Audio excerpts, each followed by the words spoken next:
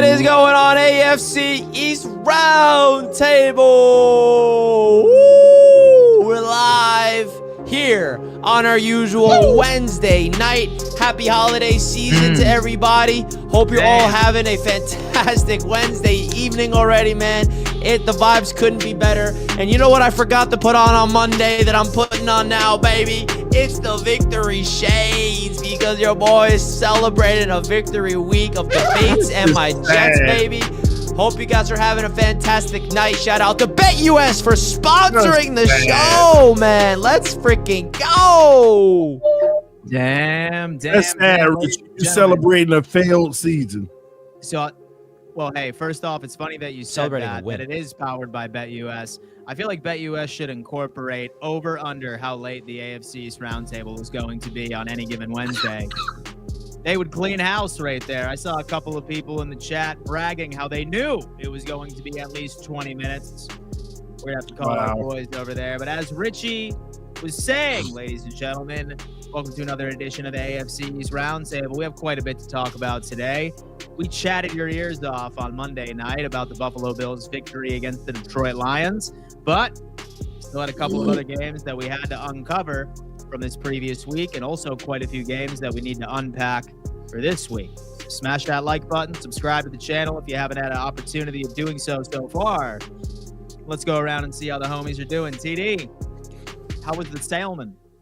Salmon. Yeah, that's why we're late, guys. We had to wait for TD to eat his dinner. Yeah.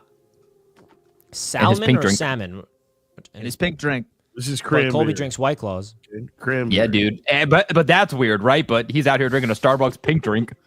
I'm that cool, Colby. That's why. Yeah. It's crazy, man. I swear, every middle school girl gets that and takes pictures with them. Nah, bro. TD out here taking L's everywhere. I White routed him up. I clamped him at the tailgate.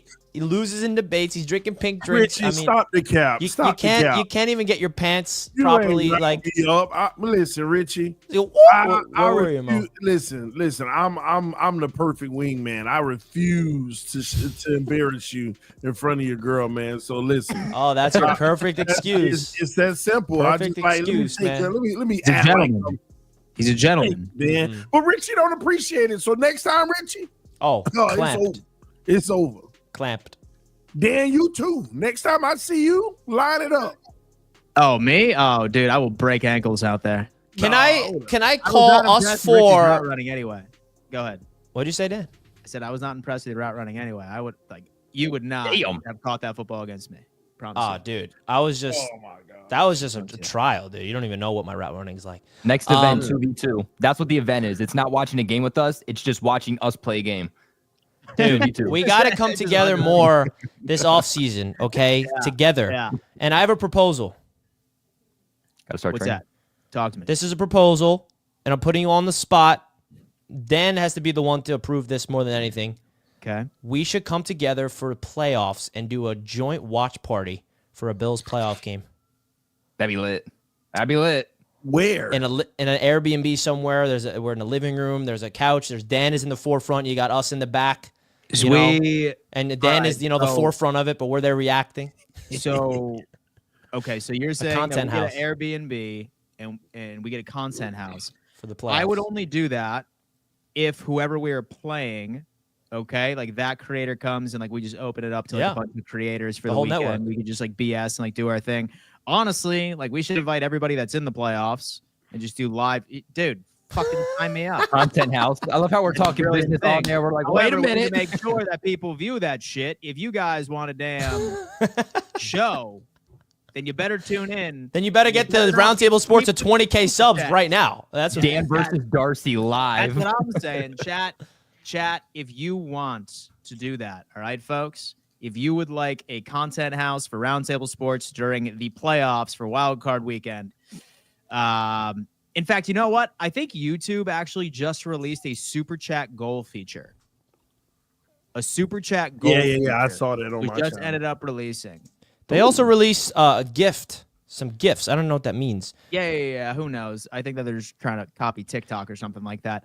But yeah, TikTok. But this is what we need, guys. We put the link in the chat, guys. Subscribe to Roundtable Sports. This is where it would all be streamed on, okay? We're trying to get this to 20K subs. the main Roundtable Sports Network. Dan, let them know, man. If we want to do a content house, this is where it all be. A content house somewhere. It would have to be somewhere cool. Where would it be? Nashville. It's Nashville, Tennessee. Be pretty sick. Buffalo, man. Buffalo. I ain't gonna lie, Dan. I got an admission. I do want to go to Buffalo for the first time ever in my life. I jump through a table. I don't know why I want to. Well, you know what, man? It's obviously calling. I want to jump through a table, man. It's obviously calling our name, and a lot of people in my live chat have been suggesting that once the Bills win the Super Bowl, that the event in Buffalo for the AFC East Roundtable needs to be Week 1, so all of you watch us hang a banner. I mean, you're getting ahead of yourself there. It depends on who you play. Also, has to be play against us, like one of the teams. Yeah. Usually our roundtable events is division games. It's been a while, I think, since we've actually opened the season up with a divisional opponent. So I'm hoping 2 years ago. Oh yeah, it was 2 years ago. All right, Jets, so hopefully Bills. We're due again. All right, schedule. We were there at AFC East. We were there, yeah. We were there. Yeah, we were there. Wow, dude. Holy hell, man. That day deleted from my brain, even though the Jets won. That was one of the worst days of my life. It was deleted. Yeah, you're right. But like, we needed to be home. You know For what I mean? both Like home Dan and opener I. for the Buffalo Bills. The Jets won that Hopefully game, it's so AFC Dan East. deleted that from his brain, and the Jets won the game, but I still deleted it from my brain because I was traumatized. Sports trauma. Interesting. I love that though, and this is a beautiful thing.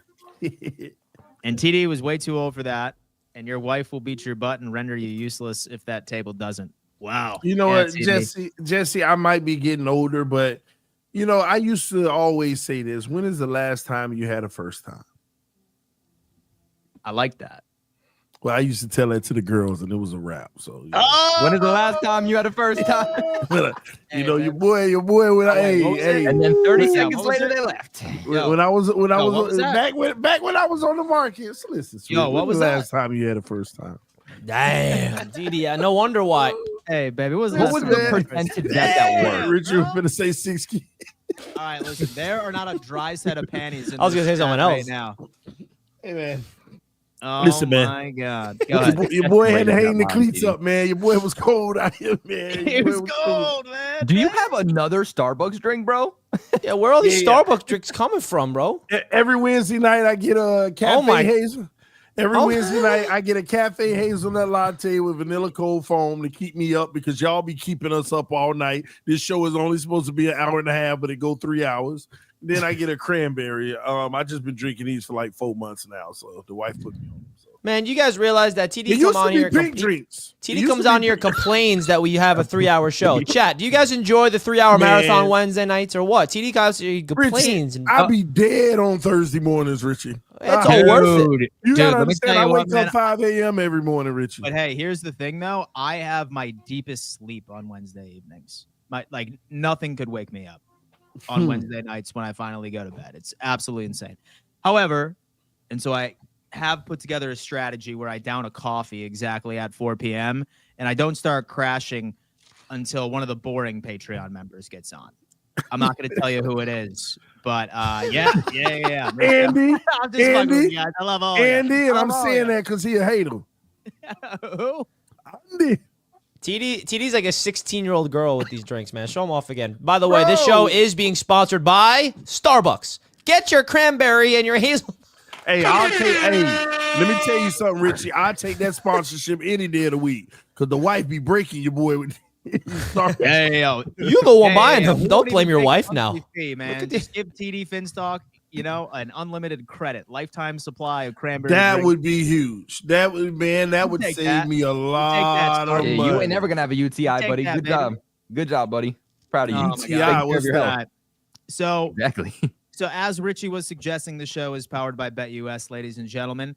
And I got to tell you, all right, I've been around a couple of sports books in my day. And I've seen these cutesy-wootsy little promos. Nothing compares to what BetUS has out on the table right now, guys. They are matching 150% of your first deposit all the way up to $2,000, 125% of your second and your third, up to the exact same figure, as long as you use code YouTube150. I've been getting quite a few of you DM me on my own personal socials.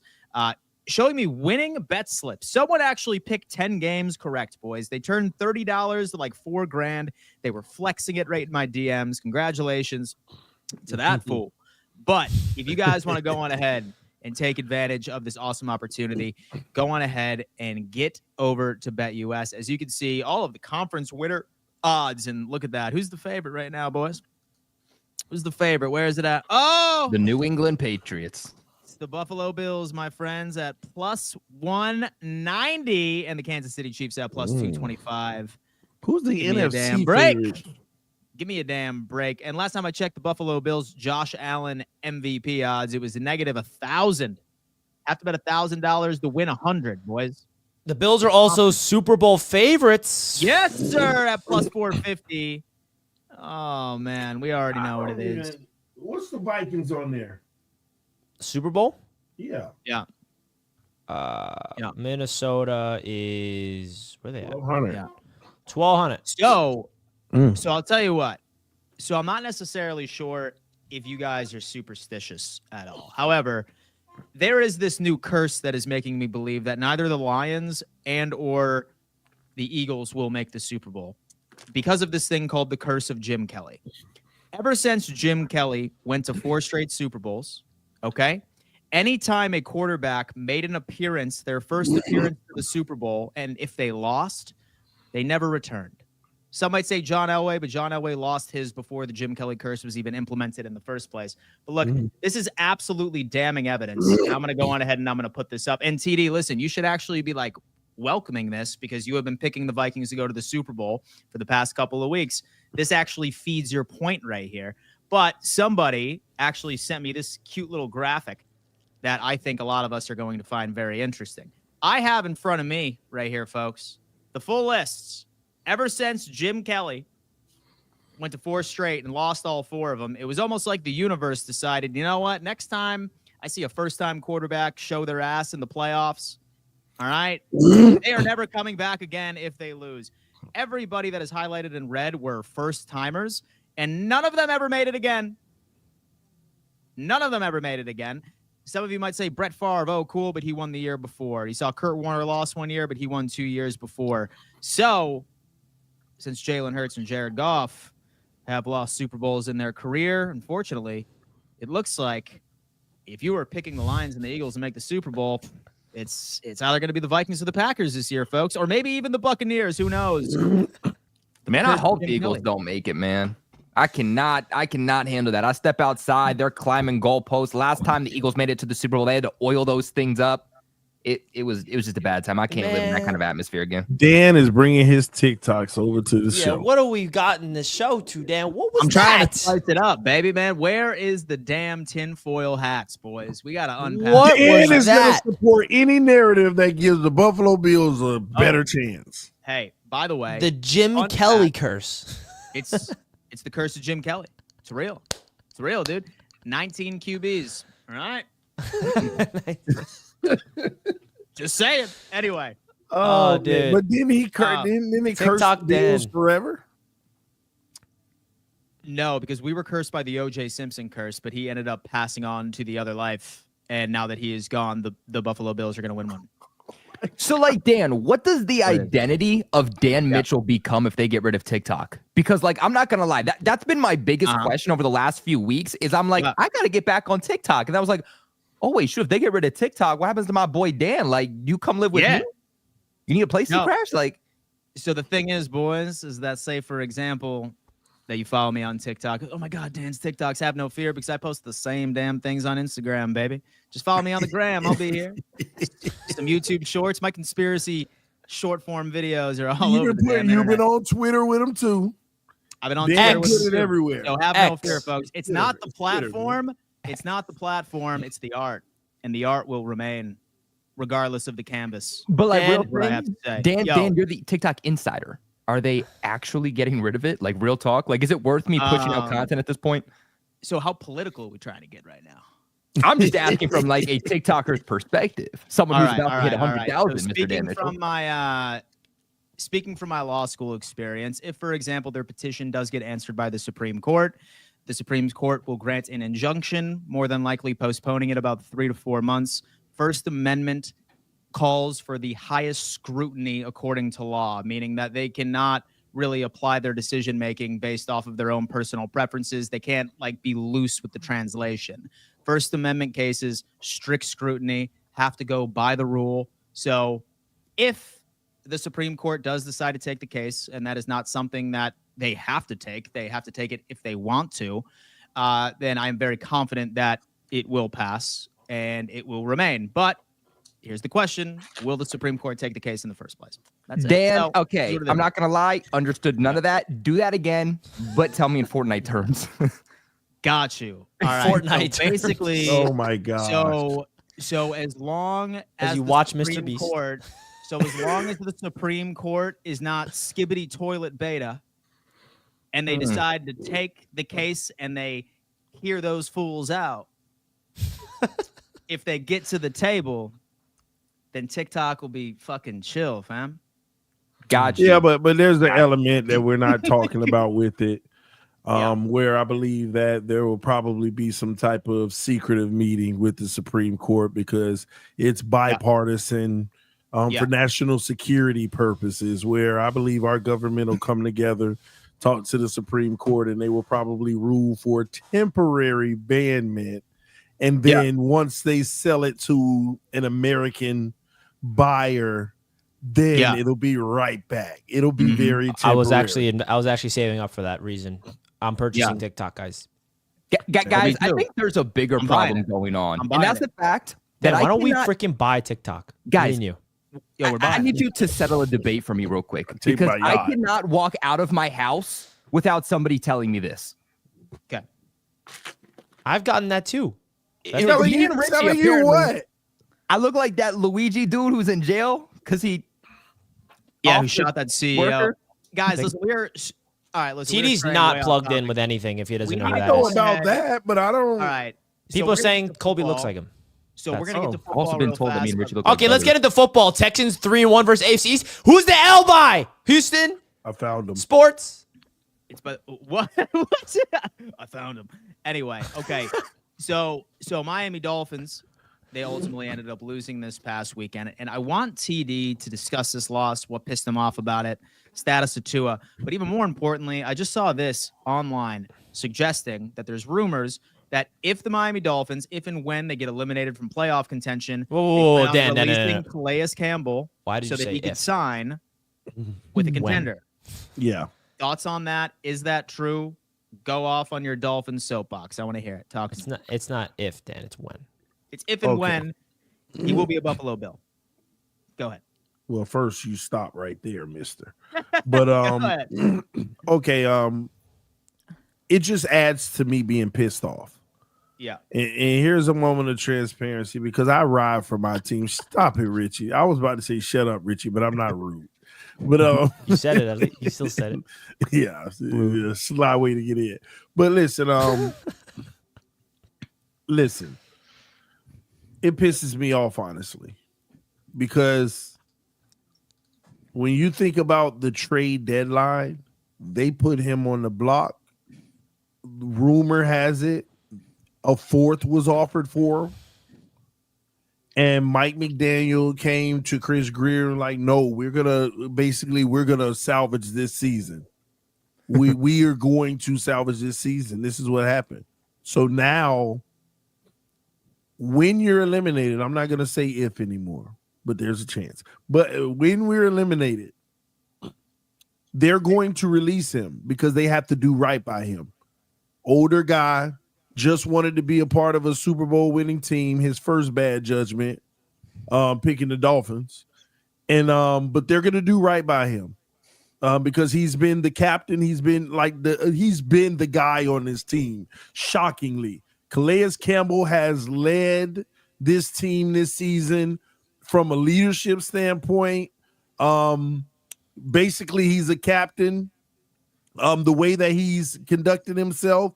His play on the field has been phenomenal, which is shocking. You would think that, he washed up, but no, he's been playing top ball in the league at the position. Real talk, and no exaggeration. I ain't got no need to, right? And They have to do right by him, and the Dolphins know that. But it hurts because you missed out on the 4th when you had the opportunity at the trade deadline when, from what I was hearing, 4 teams were inquiring. 4 teams were inquiring about Calais Campbell, trying to bring him over. So that sucks to know that you're not even going to get anything for him, and you could have. And a 4th-round pick would have been massively valuable for a guy that you just brought in on a 1 year.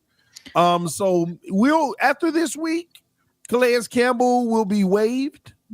Now everybody's talking about, oh, well, he's a this, he's a that. There's going to be some waiver claims.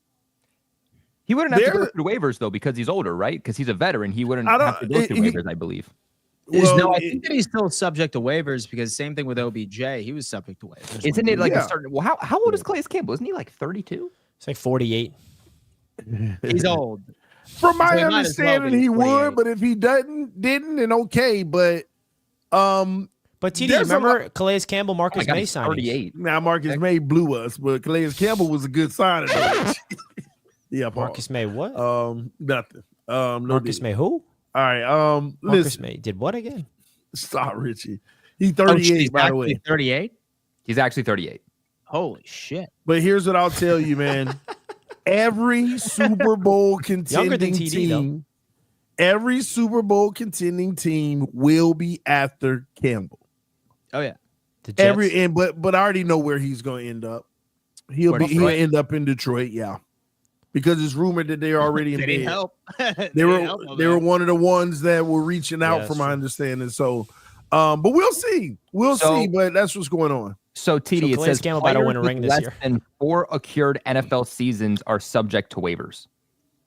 So he should be a poised veteran at this point to where he should be able to sign where he wants. Then why would OBJ have to clear waivers? Because he's bummed. And he did. Because he's bummed. I'm just saying, though, based off of the rule, what you're saying, he shouldn't have had to. You know what I don't know, dude. The NFL's weird. That's just what the rule is. OBJ was on the waivers? Yeah, you sure? Yeah, he cleared waivers. That was the breaking news. OBJ clears waivers. That's breaking news. He is now a freak. No, I'm just saying, this is like Rappaport and them reported. Breaking news. Yeah, so Beckham Jr. is available. Man, so that's what's going on. That's what's going on, but it's just adding to the list of dumb decisions by the organization, you know. And why don't you list them out for us? Yeah, I mean, we got major issues. Chris Greer got to go. Mike McDaniel got to go, and we need I'm gonna be honest. I would actually celebrate if we were in the Jets if they turned us into the Jets right now. Get rid of the head coach and the general manager. You wish I would celebrate because at least I know I'll be closer to maybe a new hope. But we're in trouble, man. I don't even feel like explaining it too much anymore, man. I'm like, man, I'm just over it. I'm so sick of this team doing this to us, man. Yeah, Calais Campbell's not that great, too. Like, what has he realistically done for you this season? If he had a massive impact for your Campbell has been literally dominant this season. What's his stats, Kobe? I don't know, but you have to for your metrics or actually dominating. He's been all over every game. He's been all over every game. He's the only player on the team that's good, so he really shows up. You know, like he looks way better than he actually is. So, all right, Colby. So this is. Remember, Colby, his snap count ain't even crazy. Yeah. So he has an 83.4, and that's an overall grade for a defensive lineman that is 7th out of 214, and he is the number one. And he is the number 1 run defending defensive lineman in the NFL, according to PFF. Jesus. So I'm telling you, he has his imprint on every single game. I'm trying to see. Did he have a sack this year? I don't know. His pass rush really hasn't been where it was, but he's so stout in run defense. It's insane. So he has 4. So you know what then, TD? Honestly, if that's the case, I'm not that pressed about it because if your team really thought that they were in a place to still compete and they didn't want to get rid of one of their players, one of their best players that's been performing for them, then I understand it. I would only be pressed about it if you got a 4th round pick and this guy's not out here performing up to expectations. But because he was, I understand why you turned down the 4th round pick. Yeah, but Chris Greer, the general manager, knew this team overall wasn't going to do it. McDaniel said, man, we're going to make a run. Just trust us. And here we are. And you almost did. Kind of. But this is what we know we were going to come up to, the good teams and fold. We could have used that 4th round pick, Kobe. I'm telling you. Miami could have. You said Super Bowl less than a week ago. So you flipped that. Like I would have signed a Calais or bum Calais Campbell if I knew I could flip him for a 4th later. TD, you still have a 6% chance. You're still in it. Yeah. This is true. So it's funny, and you know what? I think us taking this show in that direction of going after a particular hot story surrounding your teams, opposed to going over a game recap, would be ideal. And I say that because there's a Patriots story that has been fascinating me for the past couple of days. Myself, Tony, and Richie have been discussing this on BetUS TV's The Huddle, but obviously we didn't have our good friend Colby on the show. So we have an opportunity of asking him what he had to why say. you acting dumb? What we been talking about with the Patriots? Jerod Mayo. Buckle up. Okay, yeah. So brief intro, all right? I have been perusing around Patriots social media, and I have been seeing quite a few people like putting memes of some guy throwing somebody in front of a bus. They're mad at Jerod Mayo for calling all of his players soft a couple of weeks ago and then blaming his coaching staff, etc. And now people are saying, hey, you know what? He potentially could be on the hot seat. The Patriots could potentially be looking at Mike Vrabel, old friend, sitting on the sideline. And they could be like, you know what? Screw this Jerod Mayo fool. We want to bring in somebody else because dude, I don't know why Richie likes that so much. We want to bring in somebody else that we think that could actually turn this organization around. And Jerod Mayo, with all of him, is throwing people under the bus mentality. It's just not working. Thoughts on that, Colby? Is Jerod Mayo really on the damn hot seat? And if not, do you believe he should be? Talk to me. Yeah, so you got Greg Bedard, a Patriots reporter, coming out saying that Jerod Mayo could be fired by the end of the season if things get worse. And you have Diana Ruzzini from ESPN literally a couple days later coming out and saying, behind the scenes, Robert Kraft has already guaranteed Jerod Mayo another year. Now, this past week against the Arizona Cardinals, you see Robert Kraft and his son Jonathan Kraft sitting up there in the booth, just watching all hell break loose against the Arizona Cardinals. There was this point where they ran outside zone with Antonio Gibson, stopped behind the line of scrimmage for a loss of 5, pans over to Robert and Jonathan Kraft. You can't make this stuff up. And you just read their lips, and they were like, terrible play calling. They start writing something down on a notepad. They're not happy. They're not happy with how this team has been performing, but realistically, when it comes to Jerod Mayo, what were the expectations coming in here? Because I'm sorry, if you're a Patriots fan, you're a fan of any other NFL team, and you thought year one with Jerod Mayo that he was going to come in, make the Patriots a middle-of-the-pack team, make the Patriots a playoff team, have a Houston Texans C.J. Stroud-like season, then I'm sorry. Then that's not on Jerod Mayo. That's just on your own stupidity that you thought that Jerod Mayo, year one with the worst roster in the NFL, year one with a first-year general manager, first-year defensive coordinator, first-time calling offensive coordinator. You have an entirely new offensive coaching staff. You had a quarterback change, 2 new quarterbacks at that. Nobody is realistically going to be winning those games. So I do think that Jerod Mayo deserves another year, but he is on the hot seat heading into 2025. Because if he cannot go out and make the Patriots at least a contender for a wild card spot, then he doesn't deserve to be here. This is a generation of the NFL, and we've talked about this several times, where patience is just non-existent. I mean, think about it. Think about 5-10 years ago in the NFL. Coaches used to get realistically more time than they should. But now if you're not immediately coming in, it's the same thing with quarterbacks. If you're not immediately coming in, making an impact, switching up a team and making them a postseason playoff contender, then you're immediately out. And that's why I think Jerod Mayo, again, if he doesn't start competing in 2025, he will be on the hot seat. But I think Robert Kraft, the Patriots owner, he understands the situation that the Patriots are in and says, I understand that it's going to take multiple years to get this roster to a place where it can start contending. So if next year they are another 3, 5, 6 win team, then I think he doesn't make it to the end of the year. But realistically, even if you had Ben Johnson, Mike Vrabel, do we honestly think that they would have came in and been the difference maker? I don't think so. What are you going to say, T? Well, I was going to ask you about a guy like Vrabel or Flores. Do you think Vrabel's that a Jet, so you don't even bring him up. Stop saying that, Richie? Do you think your current head coach has the potential to be better coaches than them? I think he has the potential, but let's keep in mind too, he's young. Like before McDonald, the Seahawks head coach, before he was hired, Jerod Mayo was the youngest head coach in the National Football League. He went from being a linebackers coach that helped them scheme things up week to week defensively to immediately becoming head coach. He didn't go from linebackers coach to full-time defensive coordinator to now head coach. So it's going to take him some extra time to learn. And he said this himself. He's learning along the way. And I'm not trying to make excuses for him. There's been a lot of things that he's done this season that are very, very annoying. I believe in progress. It doesn't matter how you start. It matters how you finish. It matters how you progress. And the blueprint that I gave Jerod Mayo, because the type of head coach he wants to be is a CEO type of head coach. The type of head coach like Dan Campbell, who doesn't have a say in the offense, doesn't have a say on the defense. They believe in titles, and they say, I'm going to hire a defensive coordinator and an offensive coordinator and put my full faith into them, and I'm just going to basically oversee the whole team, be the one that makes the decisions in situational football.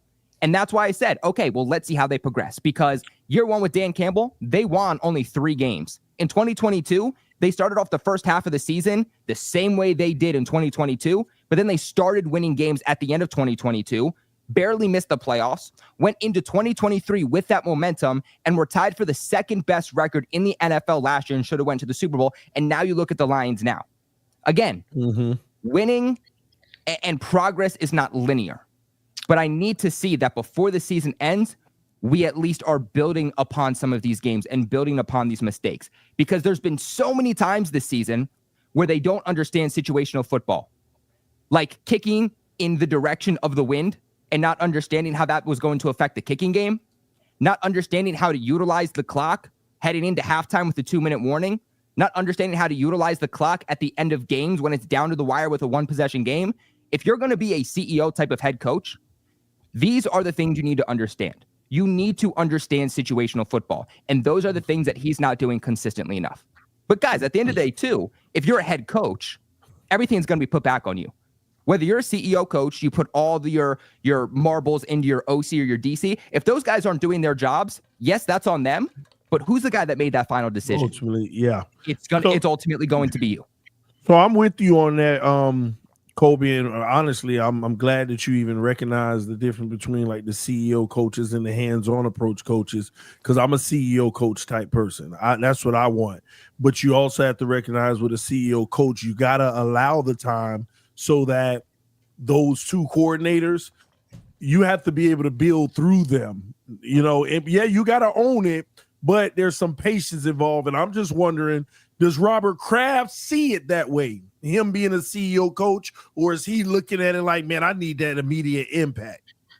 Well, Robert Kraft said that when he hired Jerod Mayo, he felt as good about the hiring of Mayo. He had the same feeling that he had when he hired Bill Belichick.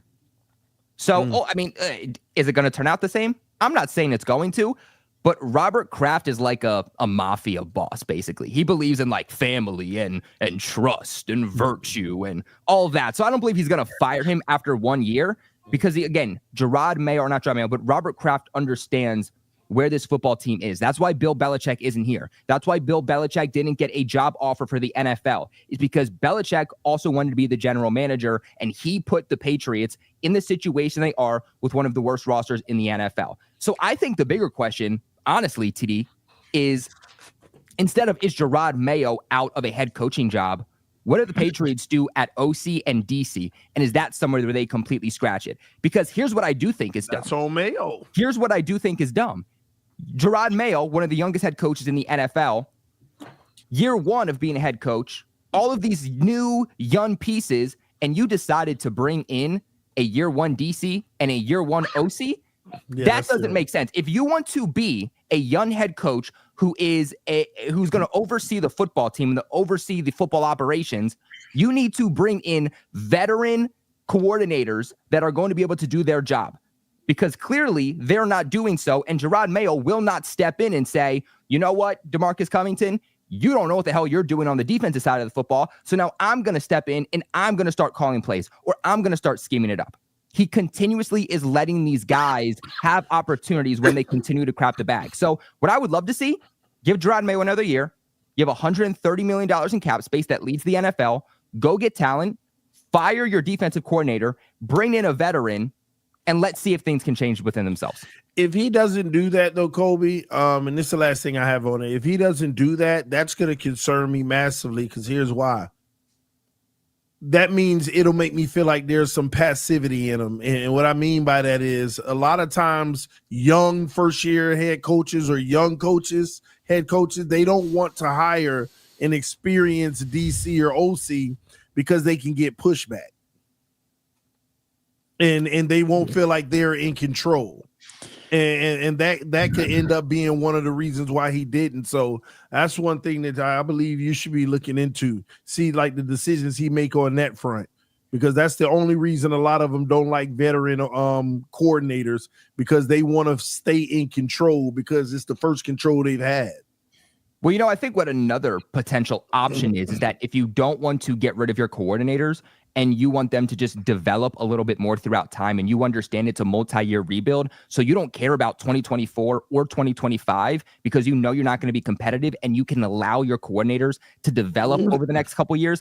Maybe what they do is, instead of firing those guys and getting veteran OCs and DCs, what they do is they go get a veteran former head coach, and they make them an assistant to the head coach with Jerod Mayo. Maybe that's something they look into doing too.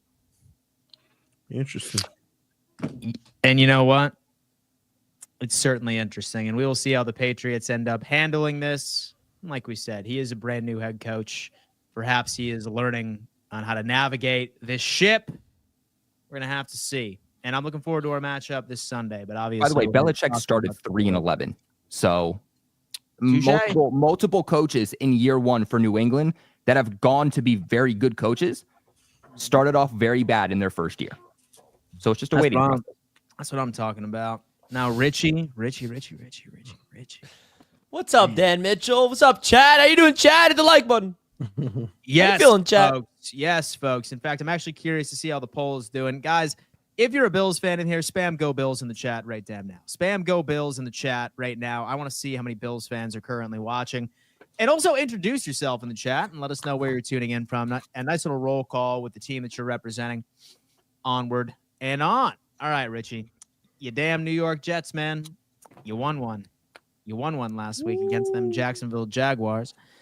And I'll tell you what, man, we did actually talk about this for a little bit on BetUS TV's The Huddle, which is live Monday through Friday at 3 p.m. EST over on BetUS TV every single day, by the way. Aaron Rodgers once again came out during his press conference. He said that he's going to have to think long and hard about his NFL future this offseason. If, quote unquote, the Jets do not release him. And then he also ended up saying that he would also be more than welcome and open to taking yet another pay cut moving forward with it. So for everybody watching right now, Richie, again, what would your ideal world be for the Aaron Rodgers situation over in New York moving forward into 2025? My ideal world, like perfect scenario. Yeah. Your perfect scenario, like Rodgers there, he's not there. You draft somebody, Tyrod, whatever. What is your perfect world? Is Rodgers stays. Rodgers takes a pay cut.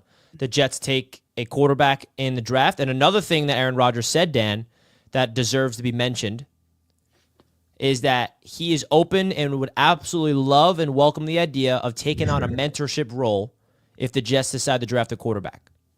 I think that's important. Cool. Yeah, he openly said that. And if anybody did not watch the Aaron Rodgers documentary, you should definitely check it out because it gives you the behind the scenes of how much of an impact and how much Aaron Rodgers welcomed Jordan Love underneath his wing. Because some people felt like they blow up a narrative like Rodgers hated Jordan Love, he never wanted him. He was shell-shocked when it first happened, but then, his words, he did not want Jordan Love to experience what he experienced when he was drafted under Brett Favre, which is another interesting story when he was drafted to Green Bay and how Brett Favre handled it. Brett Favre said, quote, doesn't say in my contract that I have to mentor Aaron Rodgers. So really interesting little storyline there. I did not know that was brought to the surface in that Rodgers documentary. But yeah, in a perfect world, Rodgers takes a pay cut like he did before and like he said he's open to. Rodgers is coming back. The Jets find a quarterback in the draft. Who that quarterback is, I have no idea because the quarterbacks I was looking at are going back to college. The quarterbacks that I like are not going to be available. So that's a whole other conversation. And the Jets go into 2025 with, this is a perfect world, right? Mike Vrabel as the head coach, Aaron Rodgers with Devontae Adams with the same team that we have with some new additions, and a rookie quarterback that we're excited to be sitting and learning behind, Aaron Rodgers, because it's a bridge year. I'm not going to have, a whole, Super Bowl aspirations like we did this past season. I think we can realistically agree with that. But somebody in the chat and somebody enlighten me, who is a better option to be a bridge that's realistic to come to this football team? I'll wait because I can't find one. Kirk Cousins. Absolutely. Thank you, Dan. Are you done with Sam Darnold? Sam Darnold's unrealistic. I would welcome you think Sam he gets Darnold. Retired?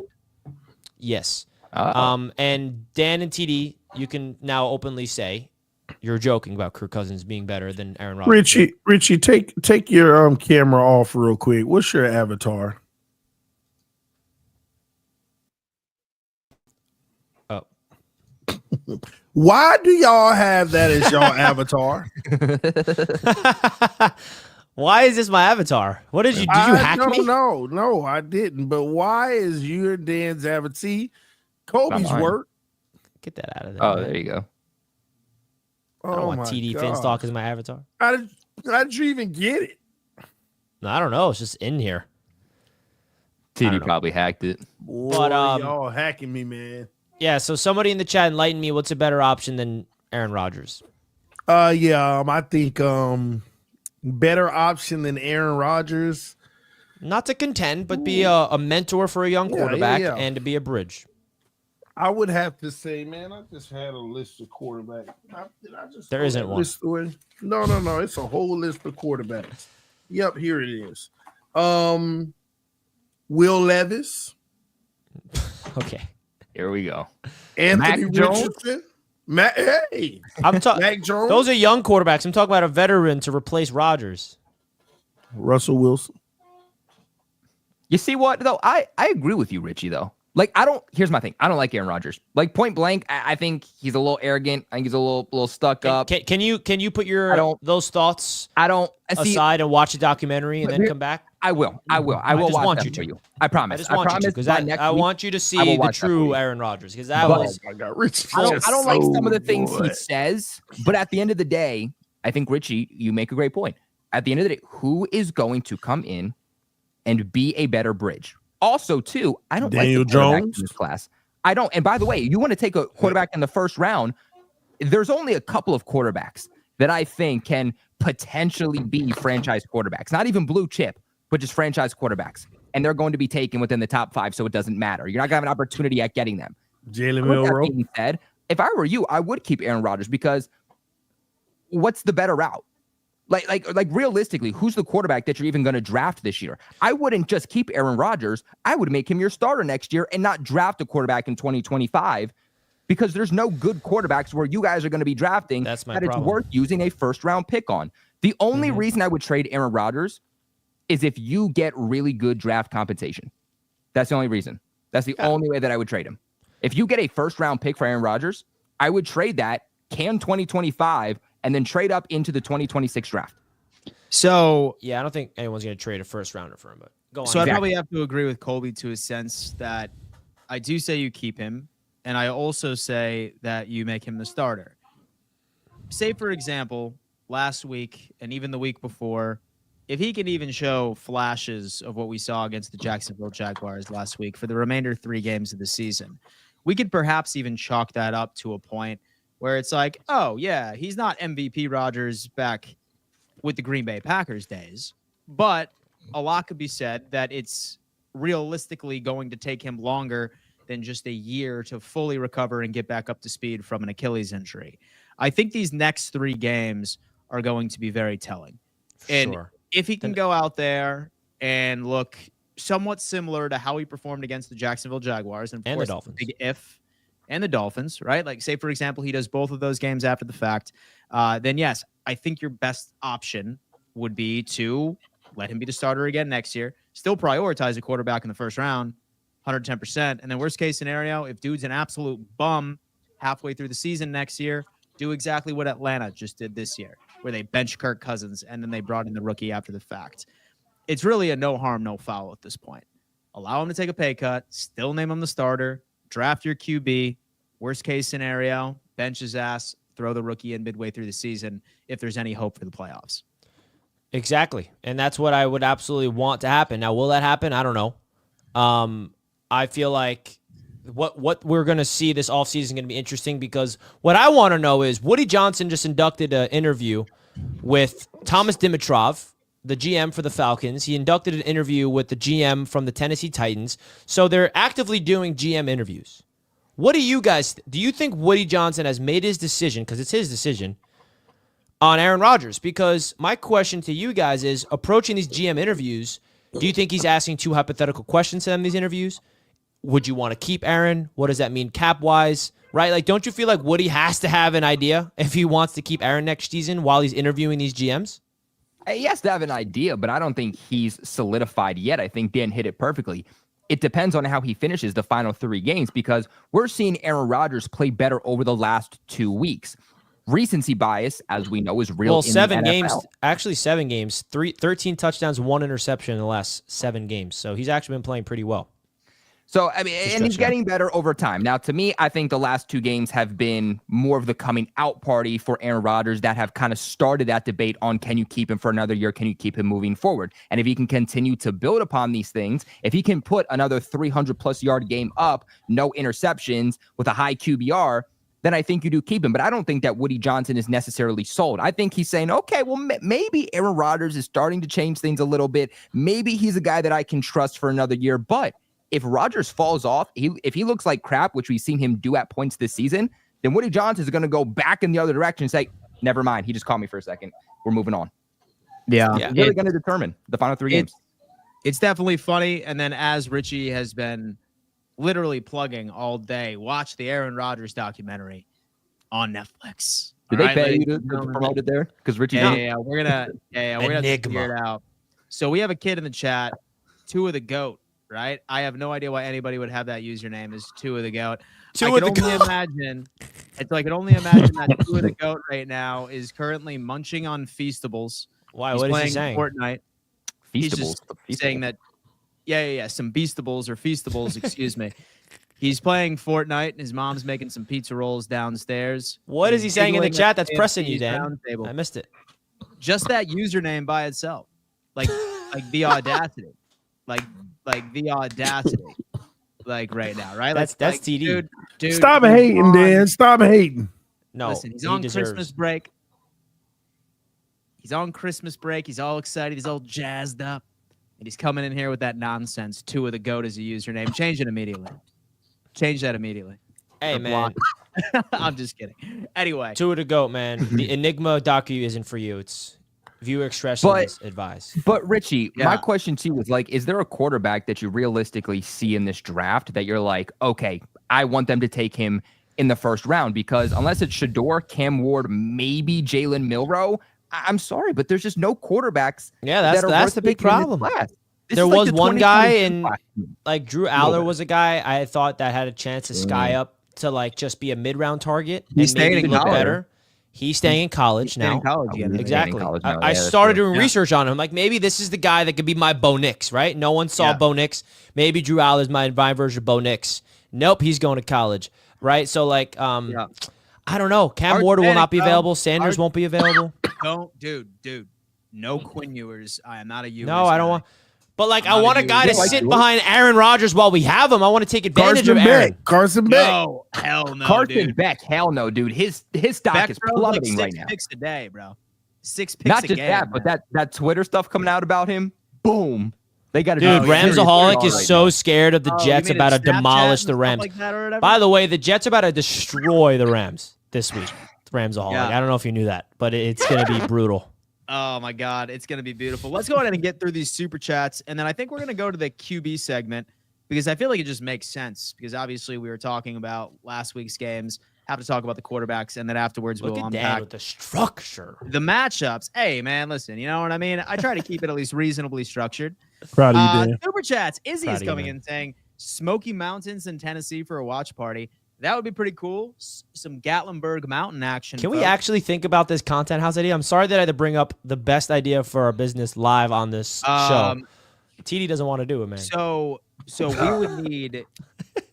Well, say that TD can't make it. Like, we totally understand. Like, we would just open the invitation to everybody within the we network. just know TD doesn't prioritize us. But like, we would need. Like, we would need I'm gonna tell my wife that. Like, we just can't have like a bro time in the cabin. We all get hammered and go skiing, and make like a video for 30 seconds. Well, like, we need to like work. No, we should hire like I'm hitting up Carl, man. He's our camera guy. Yeah. We call it camera people. Smoky Mountains will be sick, and Gatlinburg is a good time, and we can carve out a day to go snowboarding. That would be sick. Anyway, onward. Snowboarding in Tennessee? Yeah. They got snow like that in Tennessee? Oh, yeah. Yeah. Wow. Some artificial snow if you need it too, brother. Anyway. I mean, I'm down, man. Let's do it. I think that would be insane. Imagine Dan and our Broncos guy going after each other a wild card round, hypothetically, or Dan versus our. Ben doesn't go at people. He just like makes funny jokes about them. Like that's what he'll do. Yeah. Dude, that is the vision. That needs to happen. Maybe not this playoffs, but next one. All right. Yeah, when the page turn. This is for all four of you. What is your dark horse team that'll sneak in the playoffs that nobody expected? Oh, in general, or like for both conferences? I think this is the least. This is the year where it's the least competitive in terms of, especially AFC. The AFC is set and very rare. Usually we go into the week 18. Yeah. There's like 8 teams that can make it. So, I think where the current playoff standings are now, like seedings, I'm pretty sure that's where every single team is going to remain. Like where you see every team, I think every team that. Where they currently stand in the seedings, that's ultimately how it's going to end up, right? I would say the Falcons is the only one. So for the AFC I was talking about. So the NFC is different. I think the Falcons could sneak in, but honestly, I feel like these seedings are pretty much locked in. Here's my hot take for the NFC. I have the Tampa Bay Buccaneers making it to the NFC Championship. They're cooking. Yep. Baker Mayfield's going to hoist a Lombardi up, man. No, I don't have them beating or going right to the Super Bowl, but I do have them going to the NFC Championship. So that's my hot take, Scott. It's my hot take. So you guys think the Falcons can make it in before the Seahawks? So they can actually make it in via the 7th seed. So if Washington ends up losing this weekend, they're largely screwed. Like their final 3 games are actually pretty difficult. So Washington. So if they lose 2 out of the 3, and the Falcons, if they end up beating Washington and they have 2 relatively easy games in between that, then they have the tiebreaker with Washington. So they would ultimately end up getting the 7th seed. And then with Tampa Bay would end up winning it. So surprisingly enough, we could see 2 NFC South teams. It just depends. You bum. I was your supporter and would defend your takes. What's wrong with wasting Totinos and living in a basement? Nah, brother. I know you don't live in a basement. You just got bunk beds in your room, fool. That's what it is. No basement up in here, dog. Listen, man, I know you're a kid, all right? Why you roast me like that? I was your fan and would have defended you. Oh, okay, you said the same thing. Listen, buddy, I love you, man. But you know what? If you can't take the heat, stay out the kitchen. You know I'm a Hall of Fame shit talker, baby, all right? Also, what about the troll poll? Yeah. The troll toll. What about the troll toll, man? No, listen, I'm like, what is a troll poll? Troll toll during live game reactions. Live game reactions, I only use the troll toll. But Dan, we need we have 500 plus people watching and not even 200 like buttons smashed. What happened to the people, man? Guys, all right, listen. You know what? This is how I look at it. This is about to get real, Dan. Be real. All right, honestly, I am about to get real about the like button here for a second. I genuinely don't believe that you guys are as clueless as I think you are, right? I just think that you are wholeheartedly forgetting. Okay? Now listen, that like button, let me tell you what that like button does for this channel, folks. That like button propels it out to the YouTube algorithm.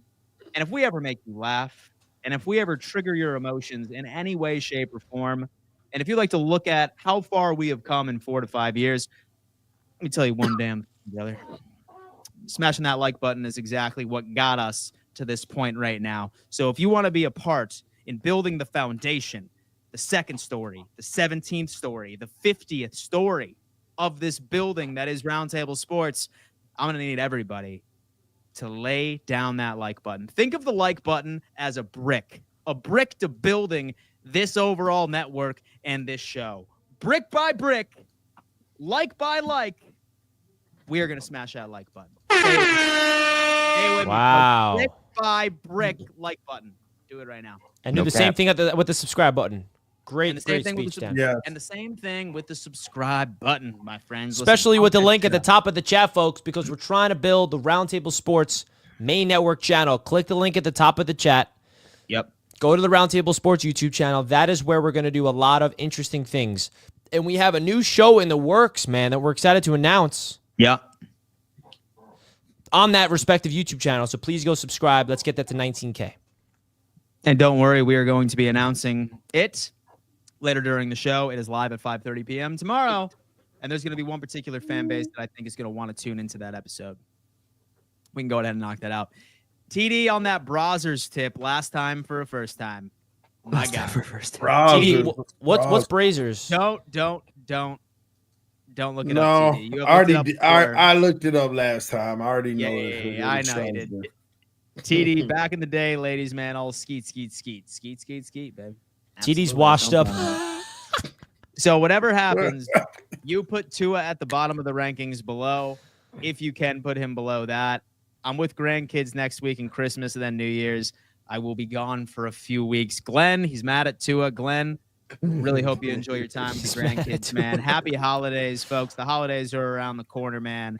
I hope Santa is good to each and every single one of you. Why is the word Tua just hilarious? Like Tua is I don't know. It is kind of name. funny. It's like a joke. It's just a joke at this point. It just makes you draft a guy named Tua. I mean, what do you expect? All right. Change the show. I can't deal with y'all, man. Y'all Change the show from Wake Up and Ball to TD teaching Richie Ball. That was a beatdown in that Thank Allen you. Mahomes debate. Thank you. Jets in 24 were more successful than Richie was. Josh Allen is that MFer. Wow. He should put dash Bills fan after that one. Dash. Well, I mean, I feel like TD, I think you put it better. TD, I think you put it better Yeah. on Twitter when you said who's like more athletically gifted. Who's more I talented? think that should be the discussion. The discussion should it be who's the better quarterback. Yeah. Hey, listen, anybody that complains that this show is 3 hours, all right, it's because of statements like that, my friend. That is bait, bro. Like you were fishing. All right, listen, you were fishing with dynamite when you throw statements out like that with these two, because they would have went on a 40-minute tangent reopening that debate. But I Contain love myself, Dan. Thank you so much, man. You showed great restraint right there. You know what I mean? what? I That's almost a did, but I masculine remembered quality. Dan Mitchell, man. I love that. Flick Shorts. Dan, I sent you more clips to play. Oh. Uh-oh. Oh, Dan, you got to play him. You know, you got to play him. TD, stop Rodgers better than Tua. TD, You know, I was stop thinking Rodgers about better that. than Tua. Stop. You know, I was He thinking is. about that too, Dan. Josh Allen's had a better career than Aaron Rodgers, even without the Super Bowl. Oh, yeah. When you really think Richie, about it. restraint. Pure trigger troll. Denied. Zach of all trades. Why would the Jets Nice draft try. a quarterback when y'all drafted Travis? It's not making any sense here, especially when Richie was hyped for Travis last offseason. Because, listen, I know Dan is a Jordan Travis hater. I'm not going to go on a long rant about it. He's not good. I like Jordan Travis as a prospect. I don't like him enough Not for him good. to be the only young quarterback. I want them to draft somebody so it's Jordan Travis and another young guy competing behind Aaron Rodgers. I don't want Jordan Travis to be the only guy. But it is true. He was my favorite quarterback for the Jets to draft last year. They did draft him, so I was hyped up. And he's about to prove Dan Mitchell wrong because he's going to be a dog. He's going to be the dog in best his backup league. quarterback in the league. Tank Yeah, for Archie. That's good. I'll Let's take it. go. Tank for Archie Manning. Dude, listen, There I have you been go. giving that advice to everybody. I am going to Gatlinburg this weekend with my kids and grandkids. Dude, listen, Let's go, Glenn. I do love Gatlinburg. Glenn, this I is do for love you, man. Gatlinburg. I mean, Where's are you kidding? Where's No. Gallenberg? It's so it's in You don't Eastern nothing about Tennessee. anything. So it's in Eastern Tennessee. It's like this mountain town, like ski resorts, like cabins all over the place. It's beautiful, dude. Nice. Last time I was in Gatlinburg, right? Like we like ended up having the truck outside or whatnot, and like we like had like all of our groceries and stuff, and like we started bringing in some of our packages and like some of our suitcases and shit. Second trip in, drop the suitcases off right in the room. We walk back outstairs, and like there's like this black bear that's in the back of the truck, like rummaging through like some of our food. Absolutely insane. Bears all over the place up there. It's crazy. It's crazy. It's crazy stuff over there. What did you do? Did the bear just leave, or he took all your food? No, like we just like had our key and like just like made the car beep and it skid away. What was it? High on cocaine? Right? No. But I do love that movie. Cocaine Bear. Me too. Should have won an Oscar. I haven't seen it. Oh, that is the worst, best movie you'll ever watch. It's the worst, dude. Listen, that is brain rot. Is it a comedy? It's a comedy horror. Yeah. It's not supposed to be a comedy, but like it's so bad that it is a comedy. Yeah. So if you guys are looking for the definition of brain rot, watch Cocaine Bear. That is it's so right there, dude. Apex Predator, high on cocaine. Just rummaging through. All right. What about Jackson Dart? He's got a cool name. No. He's solid over at Ole Miss. But is he gonna declare, bro? He's gonna come back to Ole Miss, or how old is he? I don't even know this guy. I don't know what the word is, but you know what? We're gonna find out tomorrow at 5:30 p.m., aren't we?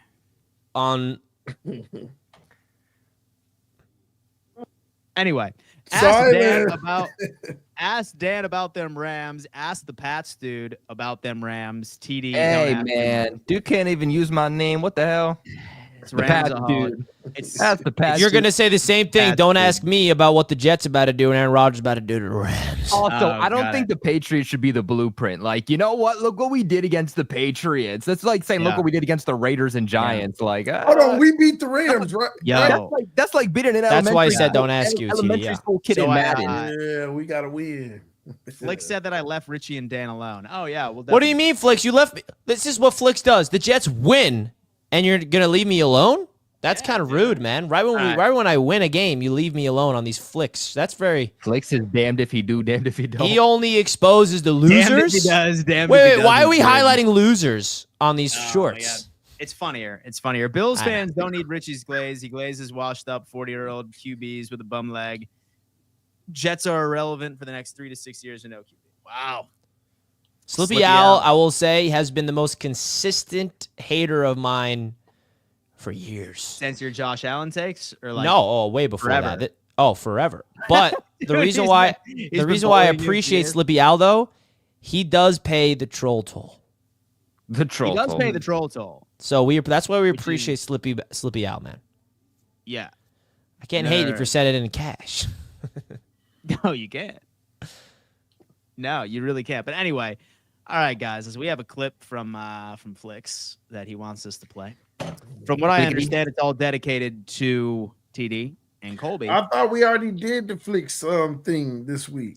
He made a new one apparently. I mean, for the Wednesday show. You know what I mean? Listen, I love Flicks' videos, but like this is sort of something like a magazine subscription that you love the magazine, but you keep telling yourself to cancel it, but you never cancel it, and it keeps coming.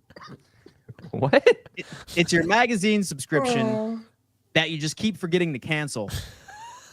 Dan, did you just age yourself, man? Right?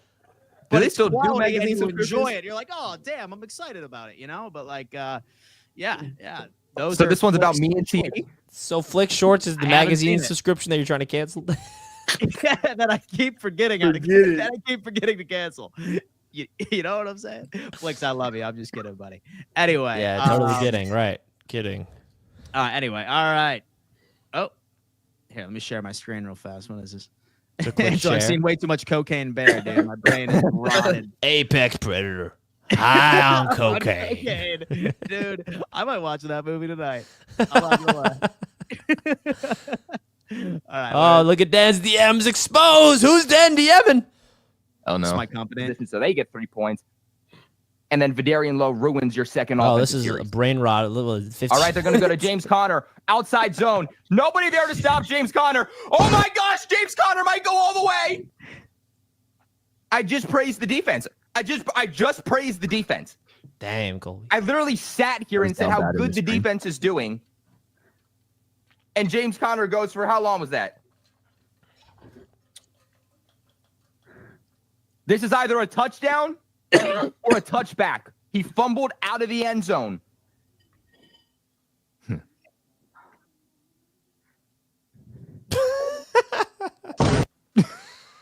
No, Colby, no. Whoa. I thought you left us off. Surprise. Oh, no. I hope he didn't get me when I put my Anthony pads Jennings on. forces the fumble. Let's go, Chiefs. Y'all think I'm crazy? Buffalo finna lose 4 in a row. Oh, damn. And we gonna be right there with them. TD's always wrong, man. It's on the back end. And that bum out here second guessing. How are you? Let's go, Chiefs. Yeah! Let's go! Let's go! That bum gon' bum! That bum gon' bum! That's what I'm talking about! I never root that hard against the Bills Mafia, by the way. That bum gon' bum! Oh, TD, you quiet now. Man, get out of here. That bum gon' bum! That bum is gon' bum! So what play was that? It was early in that Chiefs game, man. Oh, yeah. Josh Allen threw a pick, didn't he? This is your Josh Allen defender, He guys. did something. He did something bad then. Yeah, Bob, it's only a matter of time. It's only a matter of time. Hypocrite. Josh running for his life. Josh, offensive face mask. Throw the flag. That should be an offensive face mask. So the quarterback allowed to do that? Yeah, man. Josh Allen be stiff on me, but he be face mask. Yeah, bum, punt the ball. And the offense still on the field. Refs robbing the Chiefs. This is the biggest element that we didn't even mention on the show today. He's the league's wonder boy. The officials are the the 12th player on the field. I was going to say 20th because you add all of them. Like the officials. And then you add the Taylor Swift of views. Man, I'm telling you, Richie, that might be why they won last year, Taylor Swift. She might have should have got the MVP. He might should only have one MVP. Man, he's a better player than Mahomes. Obviously, you're going to say Mahomes is better because of the accolades. And here's what the real argument is, Jesse. Who's more talented? Who has more talent? Who's the better quarterback overall? Not just passer, full game. Not the person who had by far the least around him. By far the least around him his whole career. Flip-flop TD. Someone make the merch already. Wait, say that again. Sorry, I zoned out. I was reading this. Team to a Super Bowl over Mahomes. Heck yeah. Hell yeah, brother. How many Super Bowls? Okay. That's crazy. Why? How many Super Bowls how many Super Bowls has Josh Allen led the Bills to yet? This is my point. I trust Josh Allen on the Chiefs to have more Super Bowls than Mahomes already got on the Chiefs. Here we go. Hypothetical to prove your points. Pretty pathetic, TD, if you ask me. You got to do hypotheticals. Didn't they just bring up a hypothetical, Richie? So you would trust Allen to take your team. If Allen was so great, how come he hasn't led the Bills to a Super Bowl yet? Because the team and the coach. So why go with him if he can't do it with the team and the coach that he has? Because Mahomes wouldn't do it in Buffalo. Right here. But here he is. Let's go! I told y'all, Z-Bot, we tried to tell him. Dan, we tried to tell him. We run the AFC East, baby. We wear the crown. Let's go, TD Bills talk in the house. What's up, everybody? AI. Listen, greatest story ever told. We all knew this was going to happen. Them Dolphin fans, they were delusional. They didn't know what they were talking about. Let's go! Bills up the chat, baby. Bills up the chat. Let's go. Bills up the chat right now, baby. I told them. They don't want to listen. Oh, damn, the greatest story ever told. Chapter game twice, the final minutes. This AI out of control. 13 seconds, Andy. 13 seconds. Don't get out of control with that green Only screen. Mahomes can execute with 13 seconds. No one else can. TD's. You know what? I'm just happy Flick didn't get me crashing out when I put on my helmet and pads, bro. I was like, man, Rip the shirt off right now. Rip it off. Hey, yo, Dan. Hey, yo, Dan. Come on, bro. Dude. Now we Oh, got man. NSFW. Dude, look at them pecs, bro. Look at them fucking pecs. Anyway, Anyway, watch parties naked, man. Flicks. Flip flop TD. Okay. Anyway, This Flicks, AI out of control. Flicks, Man. I am going to renew the magazine subscription. I am upping. Oh my God. I am upping my membership almost immediately. If you know what I'm talking about. But wow. Great stuff from Flicks right over there. Always some of my favorites of the show. Wow. He switched that on me, man. No, dude. It was yeah. I am completely dumbfounded by how great that was. All right, guys. Yeah, dude, that was just. It is it's that time because all 4 quarterbacks ended up playing this past weekend. And we need to rate them. I think that all of us will probably be on the same page with this. This should be relatively quick. However, we are going to go through all of the QB performances, keep it short, and then we will get to the games that we all want to talk about this weekend. Here you go. All right, I'm going to start off with Colby on this one. Colby, rate the quarterback performances as you can. Go ahead. Wow, this is probably the easiest we've had all season. Let's see. Well, Tua's going 4th. Drake May's going 3rd. Rodgers going 2nd. Obviously, Josh Allen's going number 1. I feel like I don't really need to break these down. I would love to break down what happened with Drake May, but in reality, it doesn't matter. Another game, over an 80% completion percentage for him. 2nd game in a row. This is also his 2nd game in a row with 0 turnover-worthy plays. You see the interception this week. You see the interception last week. That is Drake May's offense letting him down yet again, but had to be for a little Patrick Mahomes, little dump off on the run there. So that was pretty cool. That was the only good play we saw the entire game. So other than that, I got nothing else to say. We don't got to break this down. This is the only correct answer. Yeah, it is, I'd say, a pretty short segment coming up here, ladies and gentlemen. But I know Bills fans are going to want to hear it. We have Tua last. Obviously, those 3 picks were definitely horrendous. I'm going to go Drake May. His name is Tua. Wait, Dan, what's his name again? Tua. Tua. Dude. Then we have Aaron Rodgers as well, who actually played very, very well, especially stepping up when he needed to. And then obviously Josh Allen going shot for shot with that dangerous Detroit Lions offense. That was crazy. Richie, talk to me. Yeah, I mean, Tua. MVP Tua. Tua's last. Is there a 5th place? I mean, I'm sorry, man. Drake May being above Tua should be ashamed of himself. No disrespect to Drake May. He's a rookie. That's the only reason why, Colby. But, man, Tua's behind Drake May, dude.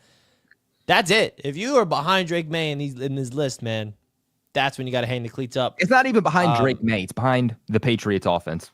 Yeah, that's what it is. It's behind Drake May and the Patriots offense. So Tua's last. You know, he just proved everybody right. By the way, you know, Drake May's 3rd. And I just want to bring up an interesting stat here.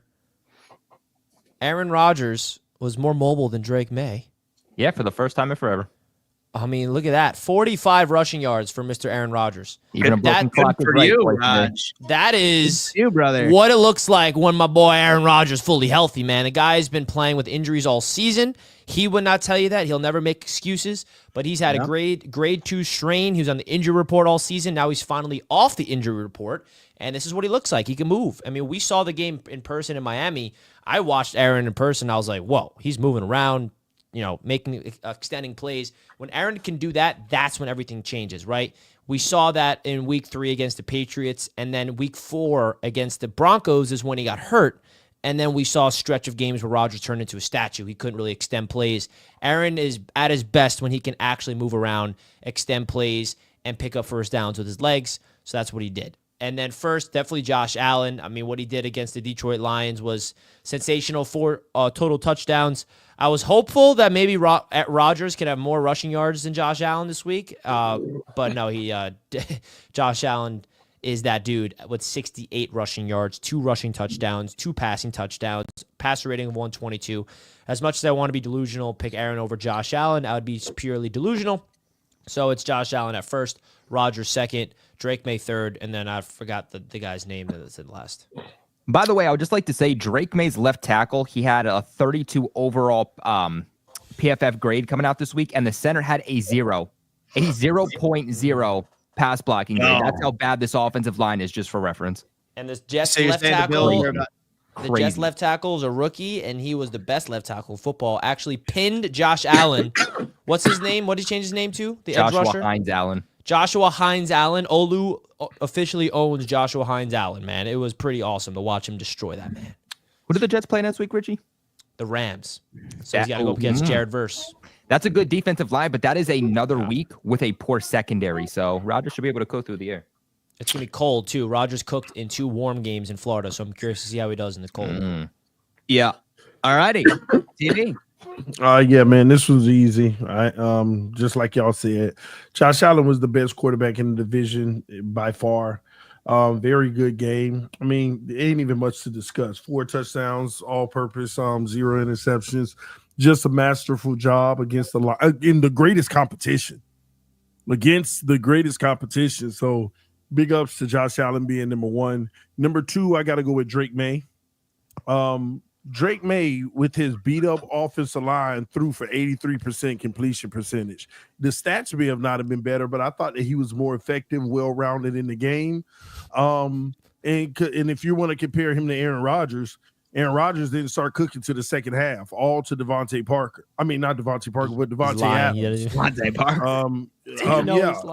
I mean, all of his stuff came in the second half. So I got Drake May number 2. I just felt like he managed the game better. And again, Drake May played against the actual contending team. All right. Number 3, obvious Tua Tagovailoa. It wasn't the greatest of games. It wasn't the greatest of games at all. He could have done a whole lot better. But I mean, honestly, it was a stinker from Tua. But I got to give Aaron Rodgers number 4. You ain't fooling nobody. You played the Jacksonville Jaguars, the worst team in the NFL. You played the worst team in the NFL, and it took that for you to finally put some numbers up. You ain't fooling me. You were the 4th best quarterback. And it took you to do it in the second half, over 200 passing yards in the second half to get it done. So, yeah, Josh Allen 1, Drake May 2, Tua 3, and Tua was buns, by the way. It was terrible. And, yeah, Aaron Rodgers 4th. The Jags, people, Tua struggled against Houston. The Jags, okay? And we gonna rave about that. He was 4th in the division. Aaron Rodgers diced up Houston and beat them, by the way. But you ain't play Houston this week. You played the Jags, okay? Why'd you stutter when I said that? I'm just saying. I just gave you my rankings. So Dan, do you want me to take this troll bait or just let it pass? This ain't because bait. Obviously, TD's This trolling. ain't bait. It ain't. I know obvious. You played the Jags, Richie. You put Tua Tagovailoa over Aaron Rodgers, who had 3 turnovers. Your point is deleted immediately. Yeah, you know what? I forgot. I didn't even mention Aaron Rodgers had like 50% completion. Like, also, get out of here, man. Also, why are you using Aaron the second Rodgers had half 50 200 yards as a negative? That's when I want my quarterback to play at his best, in the second half, not the first half. So he played half a game good. Half a game. Yeah, to go win the game in the clutch. And carried by his receiver, Devontae Adams. Listen, the man was 50% completion, Richie.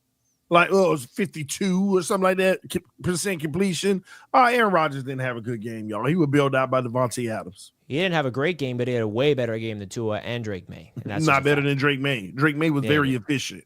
Drake May was very efficient. And I mean, Rodgers. The only good play Drake May had was a little like that's not flip Drake pass. Drake May wasn't no. He also Drake had a May was very efficient. Okay, sorry, Drake May only 4 incompletions. Come on, man. We need to stop talking about like this Drake May hate though, and like Drake May isn't doing well, and Drake May's the reason. Drake May hater. Richie's a Drake May hater. Worst offensive line in the league. He has the worst pass blocking offensive line, one of the worst pass blocking offensive lines in NFL history. He doesn't have a wide receiver 1 or a wide receiver 2. Like, I'm sorry, but we also have to understand circumstances. If you're telling me, like, I'm not sitting here telling you that he's playing better than Josh Allen or Aaron Rodgers. I've never once said that. But what I am telling you is that if you cannot play better than Aaron Rodgers, why Drake May has talent and that this guy can be scary with an average O-line and actually gets a threat at receiver, then you're delusional. You look at the box score. That's all I'm saying, Kobe. That's all I'm saying. Where's Drake what Colby's May's, saying has nothing to do with what you just said. Adams. Where's Drake May's Devontae Adams? Where's Drake May's Jets O-line? No, he don't have it. Drake May played very well given the circumstance, the opponent, and the context. 4 incompletions. Aaron Rodgers literally was almost 50% completion. No, Drake May had a better day. Okay, so and you should actually stand on that, Kobe. When you look at the circumstance, Drake May was better. They played the Jags, bro. Come on, man. And he actually went crazy in the second half. 71-yard touchdown pass. Beautiful. Back shoulder, right? I mean, the ball placement elite. 45 rushing yards on the Jags. Aaron Rodgers was a better quarterback this week than both Drake May and Tua. I don't think you can deny that. I mean, well, TD is denying it, Colby. That's why I have to re-say it. Circumstances or not, like But I have to re-say it because TD is denying it. You know, like Kobe. Did you watch the Jets game? One of them passes was for 2 yards to Devontae Adams that went for 65, and on the back end, like you ain't. What about the 71-yard touchdown pass he threw? Stop it, man. Stop it. We're just going to. Are the Cardinals a better team than the Jags? 100%. But at the end of the day, if we're talking about how the quarterback played just based off of his pure play and not his opponents, like Aaron Rodgers had the better day. Like there's no way around it. And I would love TD to go on one bad throw for the interception to prove the point that you are trolling. Now, okay, you defended Drake May. Congrats. Now, please defend Tua. I'm not trolling. Defend Tua, please. I'm not trolling. Okay, the defend Tua with a straight face of why Tua Tagovailoa is better than Aaron Rodgers this week. The floor is yours. Tyreek Hill dropped every pass he threw. Exactly, bro. I got you. Like I know you so well, bro. I know you so well, dude. That's what I'm talking about. That's what I'm talking about, bro. But Drake May was better though. Drake May was better though. Yeah, sure. If I put you on the spot for that, you would have known, man. I know you too well. 5 years in, bro. You ain't baiting me, man. All you do is lie to the people, and then you have minions in the chat be like, yeah, TD's right, bro. TD 100%. If you're not trolling, TD's right. Oh, it's so great. Tua. Oh, man. You were convincing some in that Drake May one, but that 201, man, come on now. Putting Rodgers last. You know you're hating. But Drake May was better. I stand on that. All right, let's give you the floor again. How is Drake May better? Nah, he was though, Richie. And when you look at the context of it all, I really like Drake May. Drake May was better, man. The man only had 4 incompletions. Okay. Because he had that one little bad hit. Come on, man. 2 of them. 0 turnover-worthy plays, my friend. All right. And they took away one of Drake May touchdowns. You see that little flick?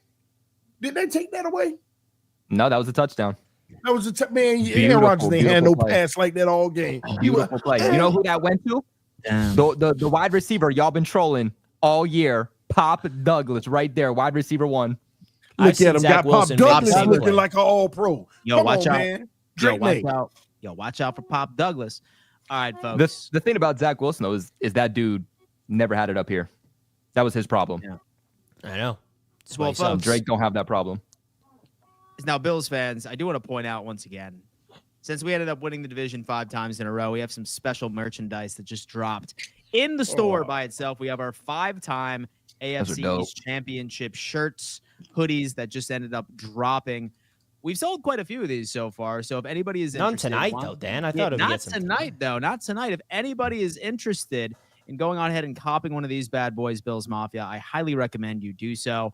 Have some of the standard logo, AFC East Championship shirts, Buffalo football, and then also the Tupac Shakir shirt, like I ended up saying right over here. A lot of incredible merch over at our merchandising store. Highly recommend that you check that out, guys.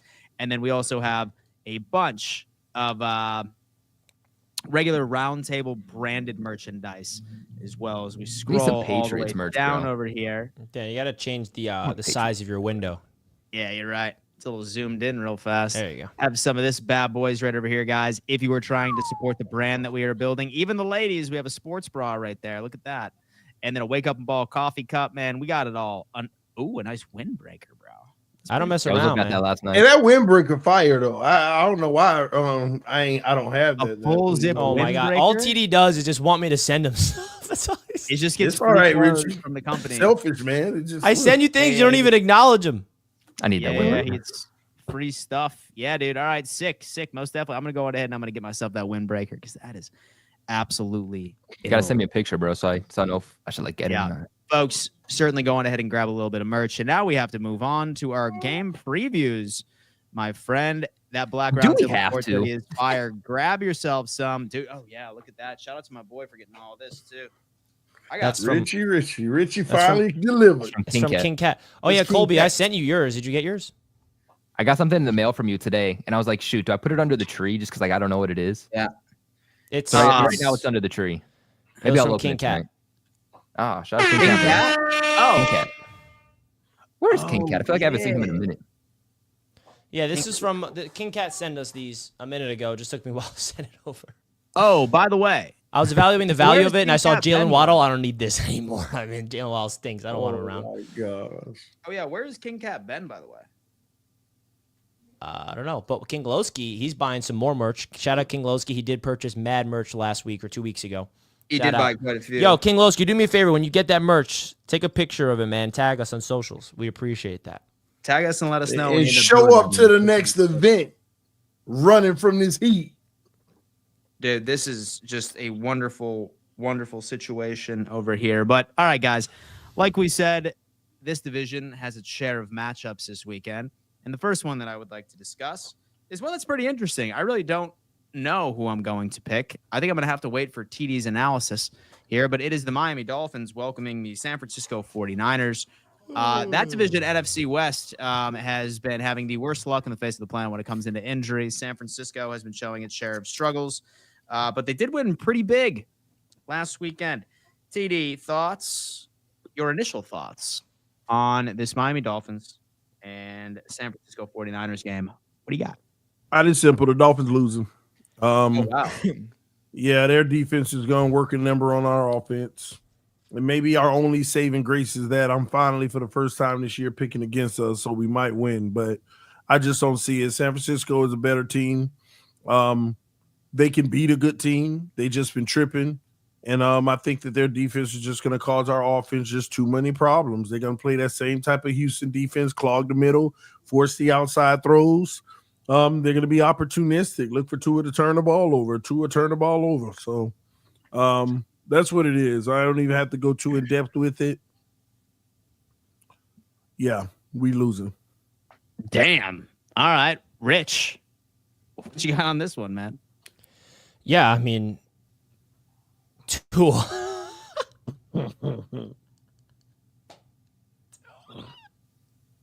It ain't that funny, Rich. It is. His name's Tua, man. I mean, what do we?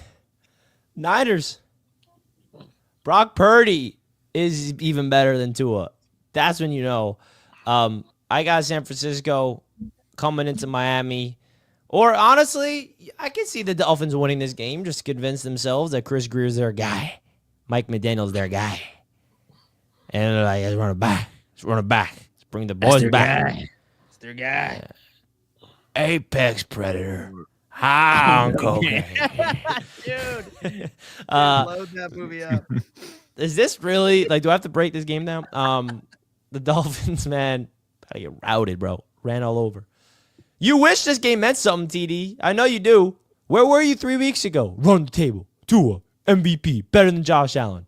You literally got up on here and said that Tua is playing better football than Josh Allen with your chest, man. I can never take you seriously, which is why all Bills Mafia now is like, yay, TD's now on our side. Did you not see that whole flick shorts, man? You hate Josh Allen, man. All of a sudden you're praising him, and now people are like, yo, TD's now our best friend.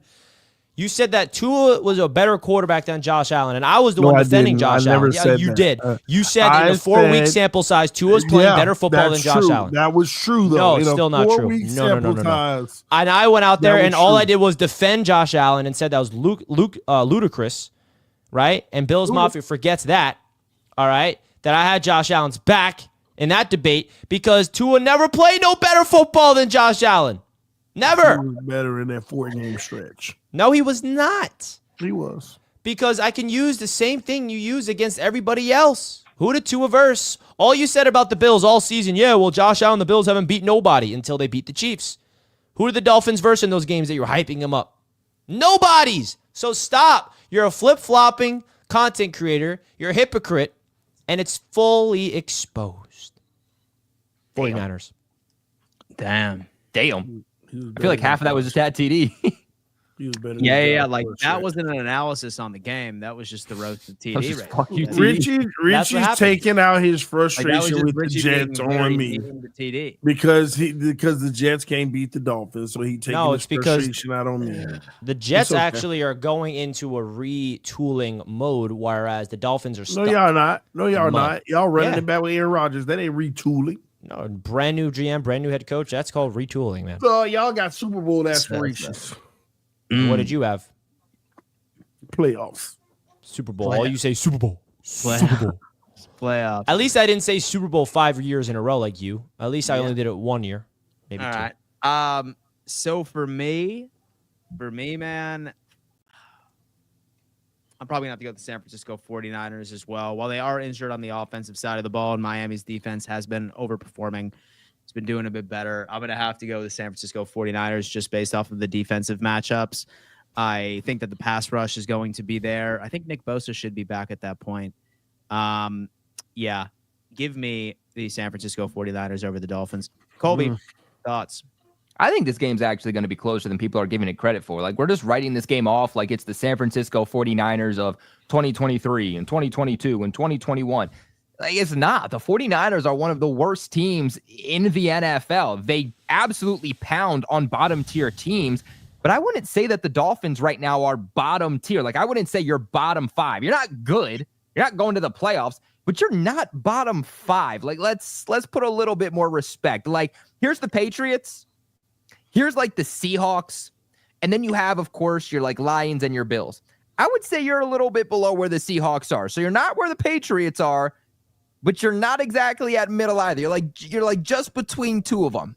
So I think this game's going to be closer than people think. I don't think you're getting blown out. Where's a confident win that the 49ers have had in recent memory against at least a decent team? They haven't. Their most confident win arguably has come against a couple weeks ago, the Chicago Bears, where it was 38-13. I think you're better than the Chicago Bears. So I think it's going to be closer, but I am going to take the 49ers. For me, I do want to see what the injury report is going to be for both of these teams, but I do think on Miami's side of things, you just had a big loss when you needed to win out to have, realistically a chance at possibly making the postseason. I think that you guys are going to be a little bit down in the dumps this week. OBJ, he's gone. Calais Campbell, there's, rumors about him. I think the Miami Dolphins could be checked out this week after that loss. So I think it's going to be closer than people expect. Not a blowout, but I am going to take the 49ers to at least get right here. The San Francisco 49ers coming out on top. It is a Roundtable Sports sweep, ladies and gentlemen. Man, I feel like we have to get a soundboard with a sweep sound. Let me see what I got here. I got crickets. Nah, I feel like that just doesn't hit. That's good. What about chimes? Hold on.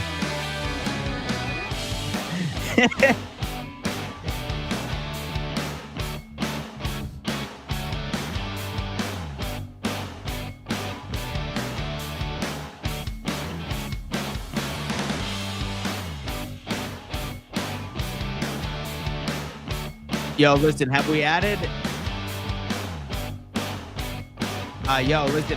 the LaSalle song to your soundboard? No, that's on StreamYard. It's on StreamYard, yeah. Yeah. We should add the LaSalle song on your anyway, onward. Jets are playing the LA Rams. Wait, can I just say a joke real quick? Go ahead. Tua. Yeah, I was gonna suggest that's an appropriate sound effect. That just hits. You know what I mean? All right, anyway. Tua. So the New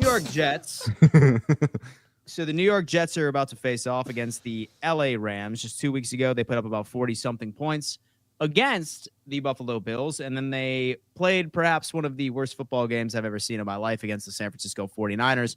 Not a lot of offense. Richie, thoughts? Jets, Rams. Who do you got? Talk to us. Yeah, man, I'm picking the upset, man. The New York Jets. We're back, baby. We're back, Colby. No one wants to see the Jets right now because they are playing their best brand of ball. Devontae Adams is on fire. We're in sync. We're upsetting the Rams. They got to come across the country. They got to come into Jet Life Stadium. The Jets got nothing to lose, while the Rams got everything to lose. The New York Jets are about to go out there and play their best football game of the entire season and beat the Rams in a absolute classic game that comes down to the wire. We're going to see Rodgers come back and win the game in the clutch, and that's the only way we'll win because our defense will definitely not get a clutch stop. So, yeah, man, I'm back. The Jets are running the table. We're finishing the season 7-10, just like we were the last 2 years, baby. We're beating the Rams, and the last 2 games of the season are doing it, man. Flick says he's clipping it. Well, you can't clip it when I'm right? And you can't clip it because you don't clip me when the Jets win. Keep that same energy, Flicks. I don't care if I'm caught slipping. I don't care if I'm caught being wrong. I've been wrong all season for a lot of the point. I don't care. Richie forgot they got to play the Dolphins. Oh, no, that's a big reason why we're splitting with y'all. Two is trash in the cold. Y'all said that last year. Oh, my God. You versed us once with Tua last year. You beat us with Tua while I was in Miami, no? Colby. Yeah. Exactly. Daniel. Not Melo. Rams, New York Jets. Yeah, so I mean, obviously, congratulations to the New York Jets on getting that win against Jacksonville. That was a game that realistically they should have won. I picked the Jets to lose just because every time I pick them, I feel like they end up losing. And I said, you need to gain my respect if you want me to start picking you. And they did that. They finally won a game that they were supposed to. This is a different game. You went up against one of the worst teams in the league, and you took advantage of that. You're going up against a Doug Peterson-led team with the Jacksonville Jags. Doug Peterson's going to be out of a job in just a couple of short weeks. Now you're going up against the Rams, who have everything on the line. Right now, they have a 57% chance at making the playoffs. If they lose, it goes down to 43. If they win, it goes up to 65. The Jets, you're eliminated from the playoff contention. So you really don't have anything to lose. You're not fighting for anything. And now you're going up against one of the best coaching staffs in the league, one of the best head coaches in Sean McVay. And I think that's going to be a different monster. I think that the motion that they're going to run is going to confuse that defense a little bit. They're playing hot. It's very, very hard to stop Cooper Kupp and Puka Nacua. They obviously have a run game, too, that makes them multi-dimensional offensively.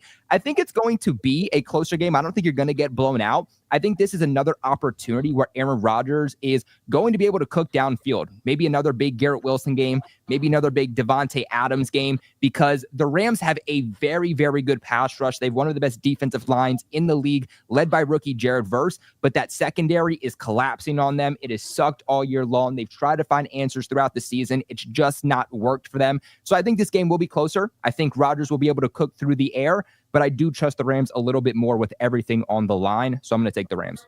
Wow, what a hater, man.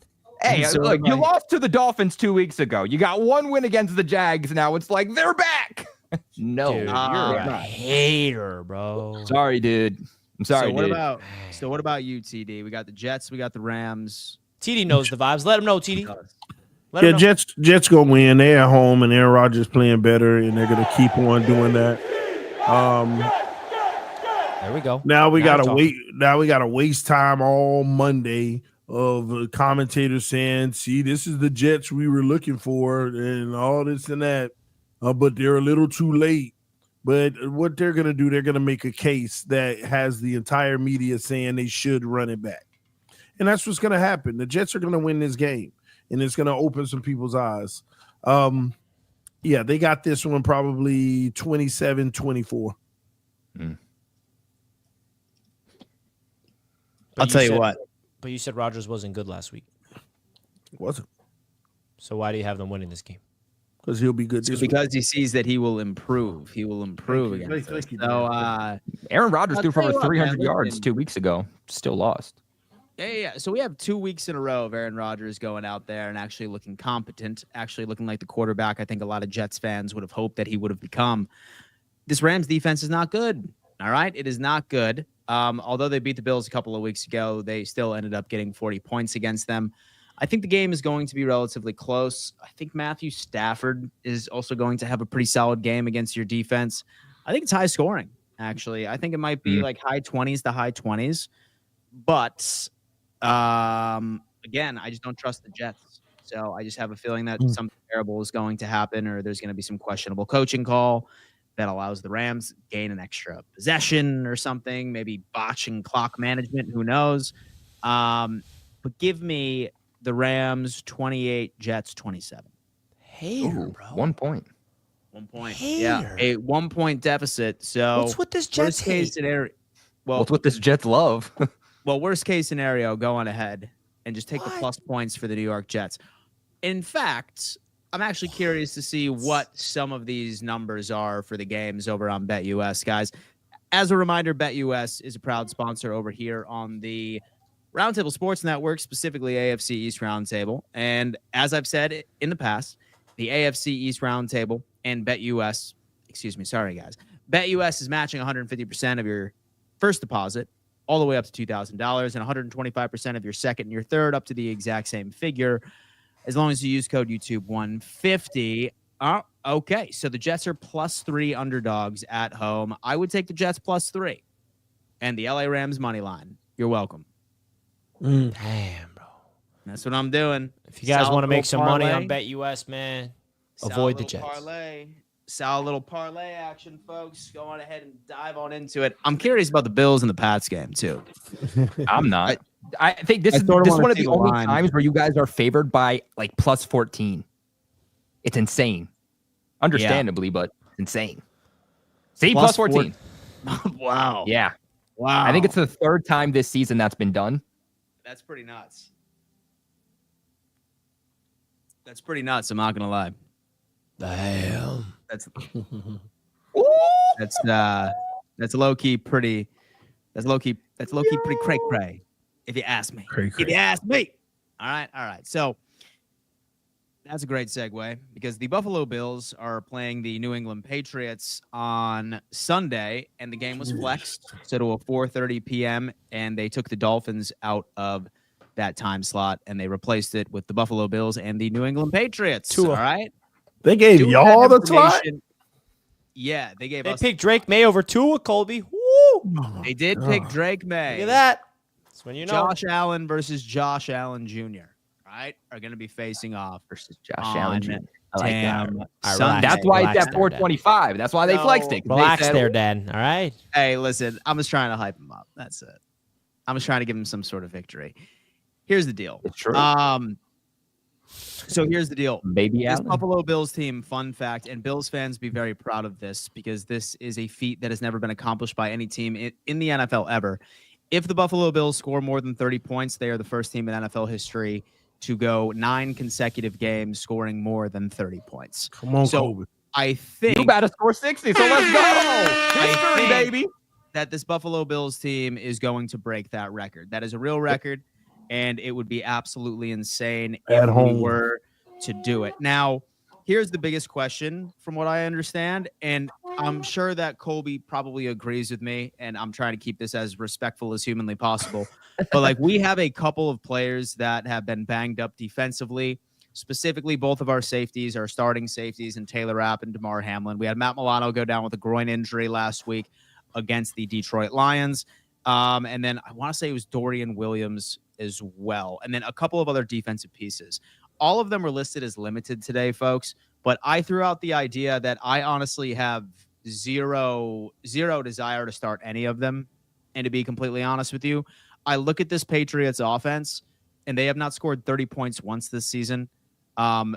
They have played some good defenses, some bad defenses here and there, and even some of the players that are currently in second string that are filling in for the would-be starters are better than some of the defenses that they have ended up playing and couldn't throw up 30 points.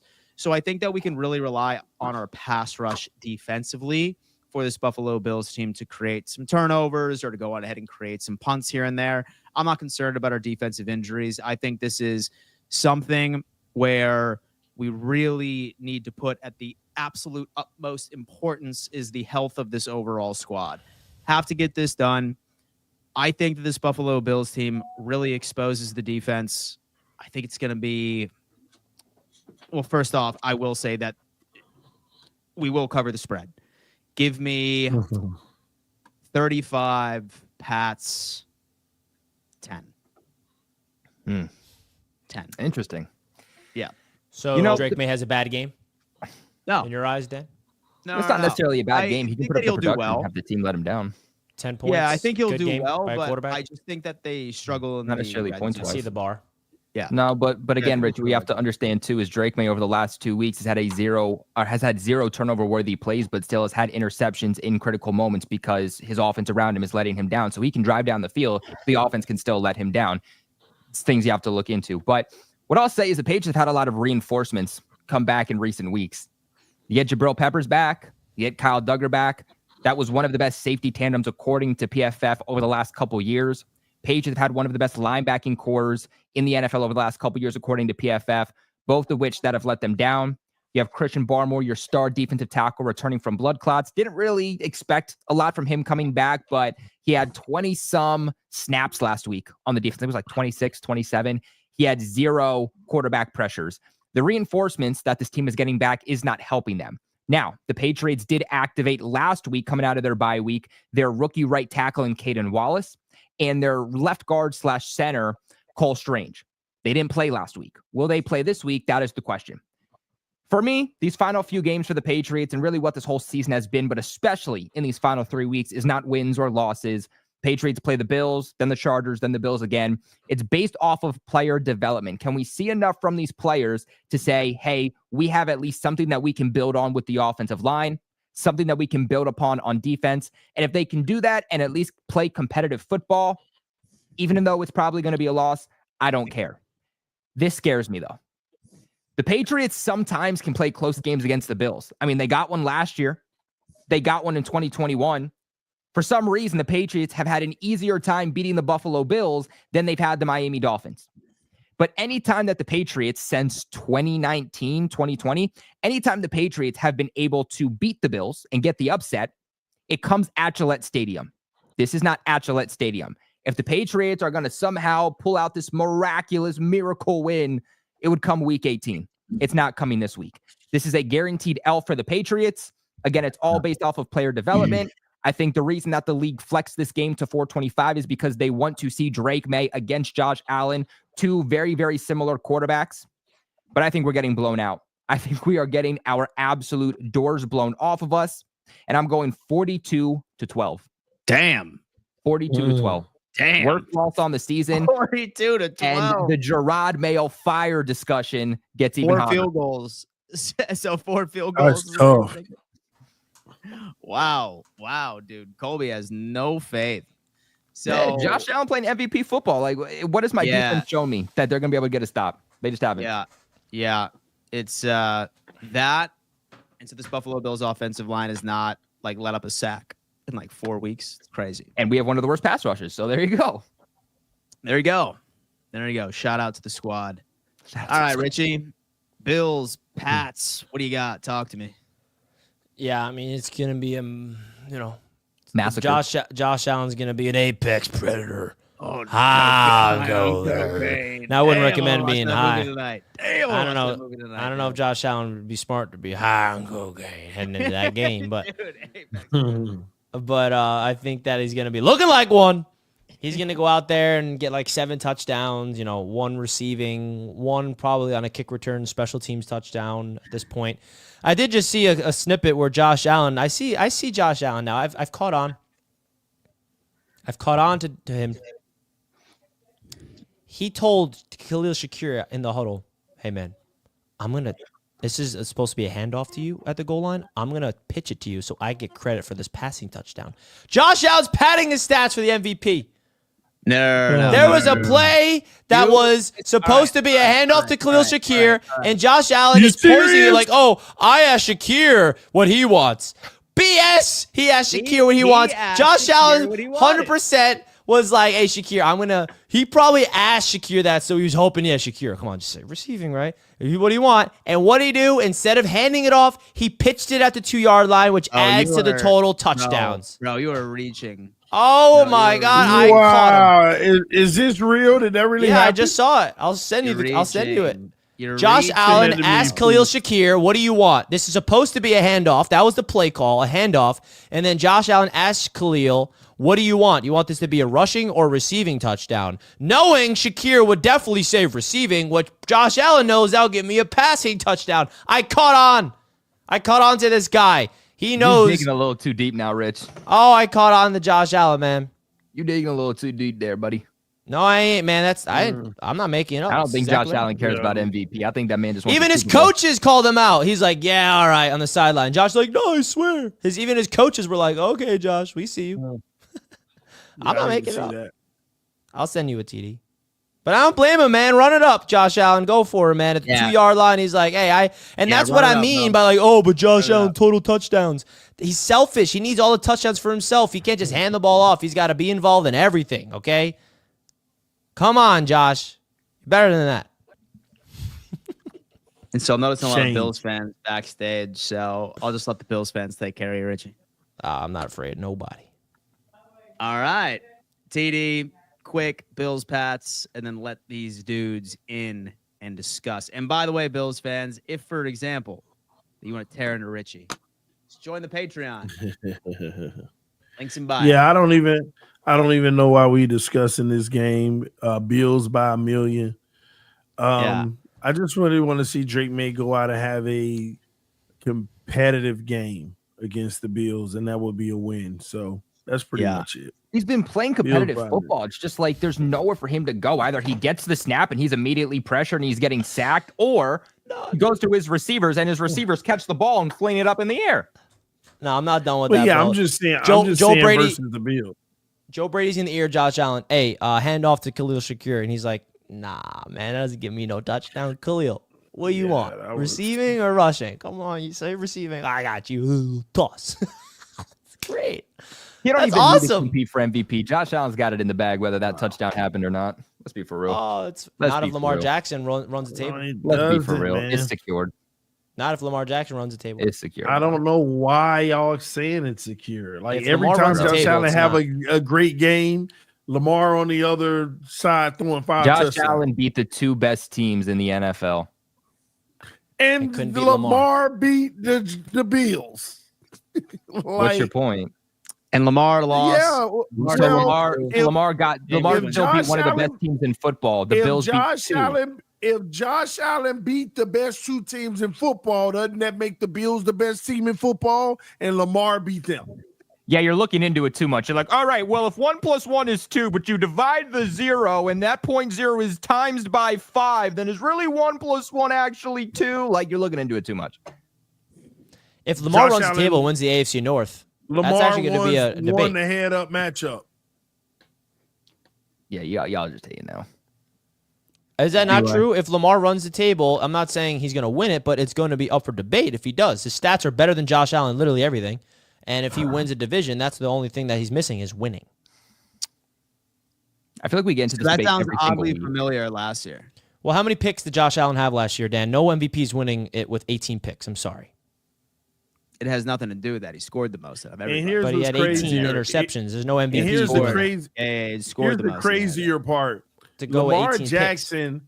picks. Lamar Jackson is exceeding his career high in every statistical category. And he's already a 2-time MVP. He has exceeded his career highs in every category. Mm-hmm. I mean, what do you want to do with that? Nothing. It's just going to be great fuel for you guys to cope with the fact that Josh Allen wins the MVP this offseason. Listen, I feel like they like dying to give it to him. I mean, Josh Allen's going to win it. They're dying to give it to him. I mean, he has to, right? Like, dude, no, but I mean, he's been spectacular and special, but what more special has he been than Lamar Jackson? So he did it where like an entire narrative was attached around him all offseason that he had nobody and that he had to go nuclear and he had to do it by himself, and he did. That's why. I would love to have Derrick Henry like on the squad. Like that would have been ideal. You know, James Cook's a stud. Yeah, but he's not Derrick Henry. Come on. Better right? Like that's like the number one reason why I think that he deserves it, because of how that narrative was so obsessed with Josh this offseason about how he had nobody and the Bills were not going to do anything unless Josh Allen went out there and went completely nuclear. And I think the reason why Josh Allen has a chance to win it this year, and which is why he did not win it last year, and everyone was like, yeah, well, stats didn't matter last year. Stats did matter last year. Josh Allen didn't even finish in top 3. Why? He had 18 interceptions. This year, he does not do that anymore, which is why he's the front runner to win it. Turnovers matter. I don't care if you lead the league in touchdowns. You got to be able to protect the football. And that's what Josh Allen has done this year, which is why he's the front runner to win it. So people that talk about stats, last year, Lamar Jackson shouldn't have won it. Josh Allen had better stats. He did not have better stats. Turnovers matter. Richie, you can't be an MVP with 18 picks. I'm sorry. Yeah, I agree. And you need to be winning, which is why Josh Allen's going to win it this year.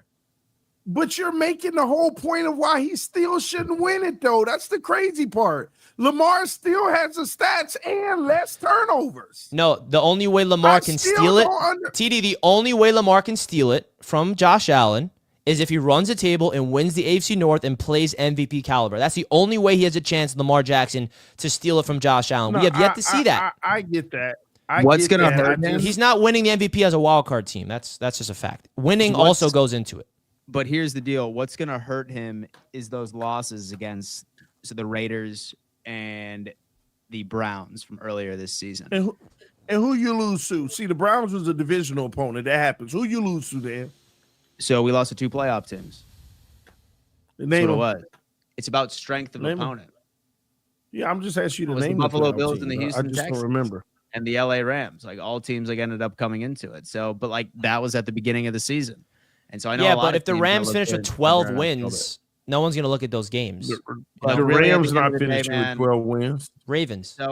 So I could sit here and I can argue until I'm blue in the face, but it's just like y'all's hatred for this quarterback is so deep that I don't want to invest another 30, 40 minutes. But Dan, I just want to ask you a question. Somebody is having a better season. At the end of the day, because really at the end of the day, we all know that award was cemented.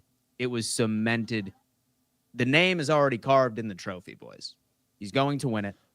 I don't care if Lamar goes on a run because Josh Allen is going to win this award, bro. He knocked down the Kansas City Chiefs by himself. He knocked down the Detroit Lions by himself. Come on, man. Where do you guys think Joe Burrow would be if Joe Burrow was winning? Because the reason they're not winning is not because of the offense. What do you think he would be if they were competing for a playoff spot right now? He'd be up there. I think he's already top 5 in the race despite the losses. But then again, he has Jamar Chase. And then again, he has some next level offensive weapons, right? I think that when you look at the MVP, I feel like you need to also look at what that person has with them, right? Josh is doing more with less talent than both of those other quarterbacks. Hence why he's up there. That's the key I think that everyone's missing. Well, if that's the case, then I think Josh Allen has a security. I'm not sure about that. We talk about Derrick Henry and who? Derrick Henry, Mark Andrews. Zay Flowers, you have Mark Andrews. Zay Flowers is washed. Yeah, but Mark Andrews and Zay Flowers, are we going to mention them? You have Isaiah Likely. Great backup. Exactly. Isaiah Likely is worse than Kincaid, arguably. I swear you guys are finding excuses. It's also he's not good anymore. He sucks. Look, like I said, this is great fuel for you guys to argue about how Lamar got robbed during the offseason. But like I said, he won it. Is what it is. It's easy as that. He won. It's ridiculous. Is what it is. No matter what Lamar does, and y'all are going to be even more pissed off, and I can't wait to uncover it at least once per episode during the offseason. So, all right. So you're telling me that you would rather take a wide receiver from the Bills roster than you would before Zay Flowers? Are you telling me that you'd rather take Kincaid before Mark Andrews?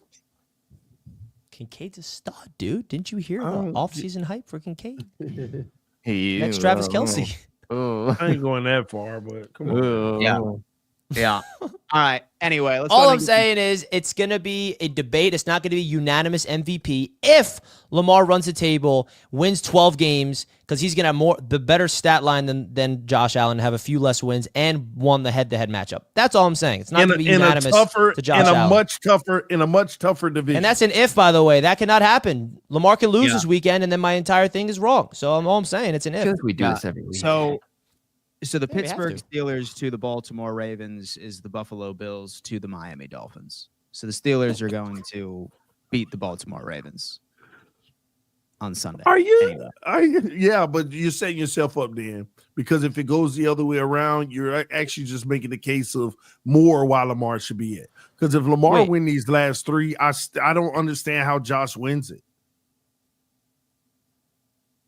Well, you better understand because it's happening. It's not. Wait, TD, I don't think I ever asked you this question. Well, I don't think I ever asked you this question, TD. Who's the more talented player, Josh Allen or Lamar Jackson? Lamar Jackson. So why aren't you accounting for playoff performances? Facts. Because Lamar was that good. Why does he struggle so bad? Yeah. Why aren't you accounting for playoff performances? No. Because that is staggering. And it's not even wins. It's not even losses. No. Lamar Jackson is the more talent. Lamar Jackson has more talent than Josh Allen. So you would rank Lamar Jackson as the most talented quarterback, Josh Allen second, Mahomes third? Yes, I would. Okay. But like, and Joe Burrow would be right there with Mahomes around third. So I don't want to make people think that I dislike Lamar Jackson. Okay. Lamar Jackson is actually a better quarterback even for his career than Josh. That I think that he is in top 3, but like you can't like look at their playoff numbers and tell me that he is more talented, right? Like I mean, you just can't. He is. There's no way. Like not unless like you're admitting that regular season is more important than the playoffs. Like that is the number one narrative of Lamar Jackson is that he just doesn't show up during crunch time situations. He just doesn't show up during big games. Like that's the biggest thing against him. So how I put Josh over Lamar is exclusively based off of how they perform in the playoffs statistically, and Josh has him by a absolute landslide. Like it's just funny that that's how you do it. You only want to bucket a little short 2 to 3 game stretch every year.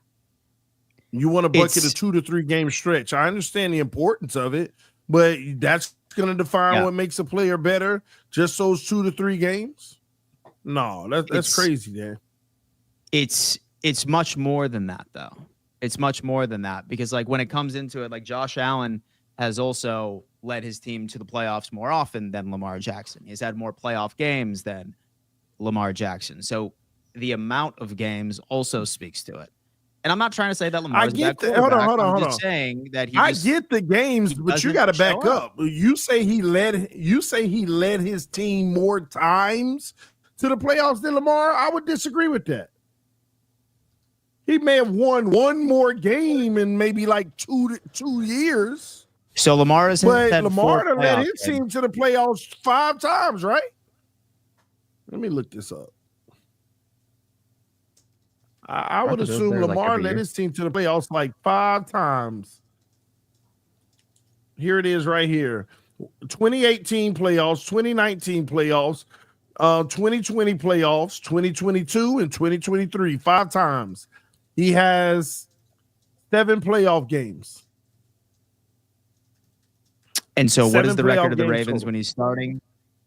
And what is the record of the Ravens when he has started, and what are his stats? Because Josh Allen's passer rating in the playoffs is 100.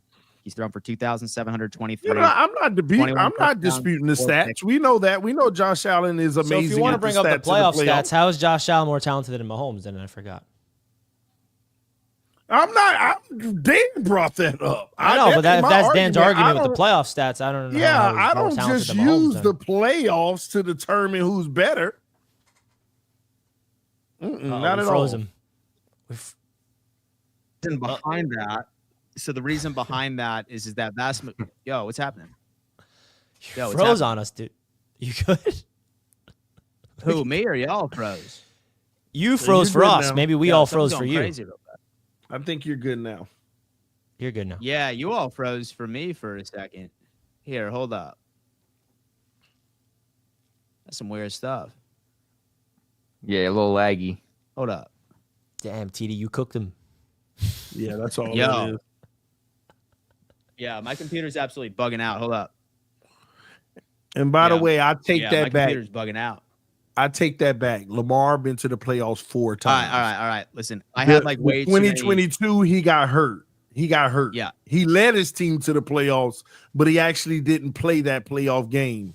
Yeah. And Joe Burrow and Cincinnati beat them. The difference between So the difference between that, Richie, is that like why I think that Josh Allen and Patrick Mahomes are closer. And I have never said that I think Josh is better than Pat. I'm just saying that I think it's close, and people need to go on ahead and understand that. The difference between Josh Allen's playoff performances and Lamar Jackson's playoff performances is that 99% of every single playoff game that Josh Allen has played, he did absolutely everything correct. Like his QBR is through the roof, his passer rating is through the roof. He missed Shakir wide open in the end zone. And it ultimately ended up coming down into him not having the final possession, like based off of a defensive gaffe, whether or not that was clock management, et cetera, et cetera. Dude, weren't you just like spending all day yesterday saying how Josh Allen is better than Patrick Mahomes? Yeah, 2 things could be true. 2 things could be true. By the way, Lamar,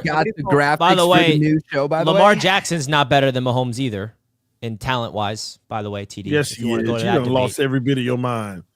He's more talented than Patrick Lamar Mahomes. is more talented than Mahomes. Yes, he is. All right. That's crazy. Anyway, I'm going to go ahead and pull up the 2-minute timer. Yo. While we do that, folks, listen, we teased this yesterday. So we preview the show. We have a brand new show launching on Roundtable Sports, the YouTube channel, tomorrow. It just so happens to be called It is called Draftaholics. It's called Draftaholics. Wait, send me this so I can quickly schedule it. Send me this right now so I can schedule it. Yeah. We're going to go on ahead and schedule that. And then we want each and every single one of you who is interested. I would assume a lot of Jets fans are going to watch this since they are going to be looking at the top quarterbacks coming out of college football. All 3 of these guys very well-versed in college ball, which is ideal. So they have an understanding of what these prospects look like. They are going to be giving you their rankings for these guys. And throughout the remainder of the offseason, they are going to be giving you all of their rankings, all of the combine performance reviews, all of your mock drafts that are going to be right in front of your face. So if you enjoy college football and you enjoy draft season, if you will, want to get a good start on what this draft class in 2025 is going to look like, have to tune into this show, guys. Like, we've been putting in a lot of work on this one. It's with Dose of Dion, our Lions creator. It is with our good friend Colby. It is with Derek from Bring the Juice podcast. He is our Colts contributor. And you do not want to miss out on this, guys. It is going to be a hell of a show Thursdays at 5:30 p.m. EST. So for all of you draft aficionados or teams that aren't sniffing the playoffs, even if you have an opportunity, highly recommend you go on ahead and you check out that show and show us a little bit of love. Yeah, guys, this is going to be on the Roundtable Sports main channel. All right, that link is in the description. I'm just scheduling it now. Colby, we're excited for you to spearhead this, man. Yeah, man, it's going to be really good. This has been a long time coming. We're already trying to have guests on and still make the show better. Tomorrow's episode is going to be the top 5 quarterbacks. So I know a lot of people want mock drafts, but half the league is still in it. So we're going to wait a little bit before we start doing mock drafts. But with that being said, when the playoffs are done, when the Super Bowl has officially concluded, and we know where the standings officially are, we have some really great ideas for content. We're going to have some of your favorite creators from each team here from Roundtable Sports doing team mock drafts, divisional mock drafts, even an entire Roundtable Sports league-wide mock draft, which is going to be absolutely insane. So much great content coming from here. But again, we are going to start with the top 5 quarterbacks tomorrow. And look at that. It's already scheduled. Already scheduled. Who did that? You know what? So let's put that in the chat. Let's pin that in the chat for everybody to go on ahead and turn on bell notifications and subscribe to the channel and turn on your reminders so you don't miss out on that, guys. Like, we have a goal of like 200 to 300 live viewers on this one. And I know there's quite a few of you who are going to be salivating at the fact, oh my God, who's going to be my new quarterback? Oh, who's going to be my running back? My defensive lineman? What should I do? Don't worry about that, guys. We have some good content in the works for you. Where the hell did TD Finstock go? Did he just disappear? He got too scared, bro. He got didn't want to hear about scared. Cam Ward. Yeah, he got too scared about our good friend Cammy Ward. And then from what I understand, I hear that we are behind on Super Chat, so we're going to run through these real fast, folks, and then we're going to let the Patreon people in to discuss. Guys, listen, I love each and every single one of you, but it is a strict 2-minute timer tonight. I love each and every single one of you. Strict 2-minute timer tonight. All right. Doug Williams, as a Fins fan, I wasn't even reading a super chat. Obviously, your boy needs to go to bed. What about Jackson Dart? Richie. Okay. I left Richie and Dan off. That was the last one. Bills fans don't need. Okay. Got that one already as well. During the Patreon section, I'm going to need to ask for advice on a Bills tattoo I am getting, and I put a request through the merch store. Bought the wrong size. All right, listen, man, we will definitely forward that email over to our merchandising head and get that situated for you. Thank you so much, man. TD, a shell of his former self, beat into submission. Flick Shorts, leave it on automatic renew, Dan. Absolutely. He's talking about my damn magazine subscription to Flick Shorts. Ball and be money. Hey, Ricky. Oh, wow, we called you Ricky. What's funny is that your bum team can't beat that bum Tua. We will week 18. Oh, my God, Dan. And Allen's the Apex Predator. Predator. High on cocaine. I am not. Yo, listen, I am not lying to you guys. Once the show is over and you need a good laugh, go watch Cocaine Bear. Colby, have you seen Cocaine Bear? I wanted to, but I never got around to because I've been so busy. But I saw the trailer like a billion times. The trailer was the reason why I watched it because the way that no, the trailer is hilarious. It's the most brilliant marketing, man. They're like, film of the year. Yeah, a bear high on cocaine. Like it's like. They're like dramatizing it as the greatest piece of cinema ever. And then, what's the storyline? Oh, it's just a bear. Like the way that they marketed it was so brilliant to the point where I went to watch it.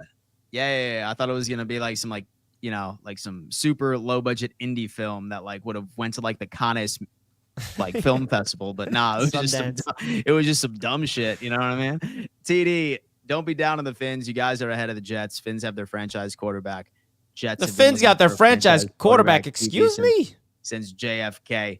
Oh my God. Oh, I'm clipping all that from Richie. Jets versus Rams. Oh God.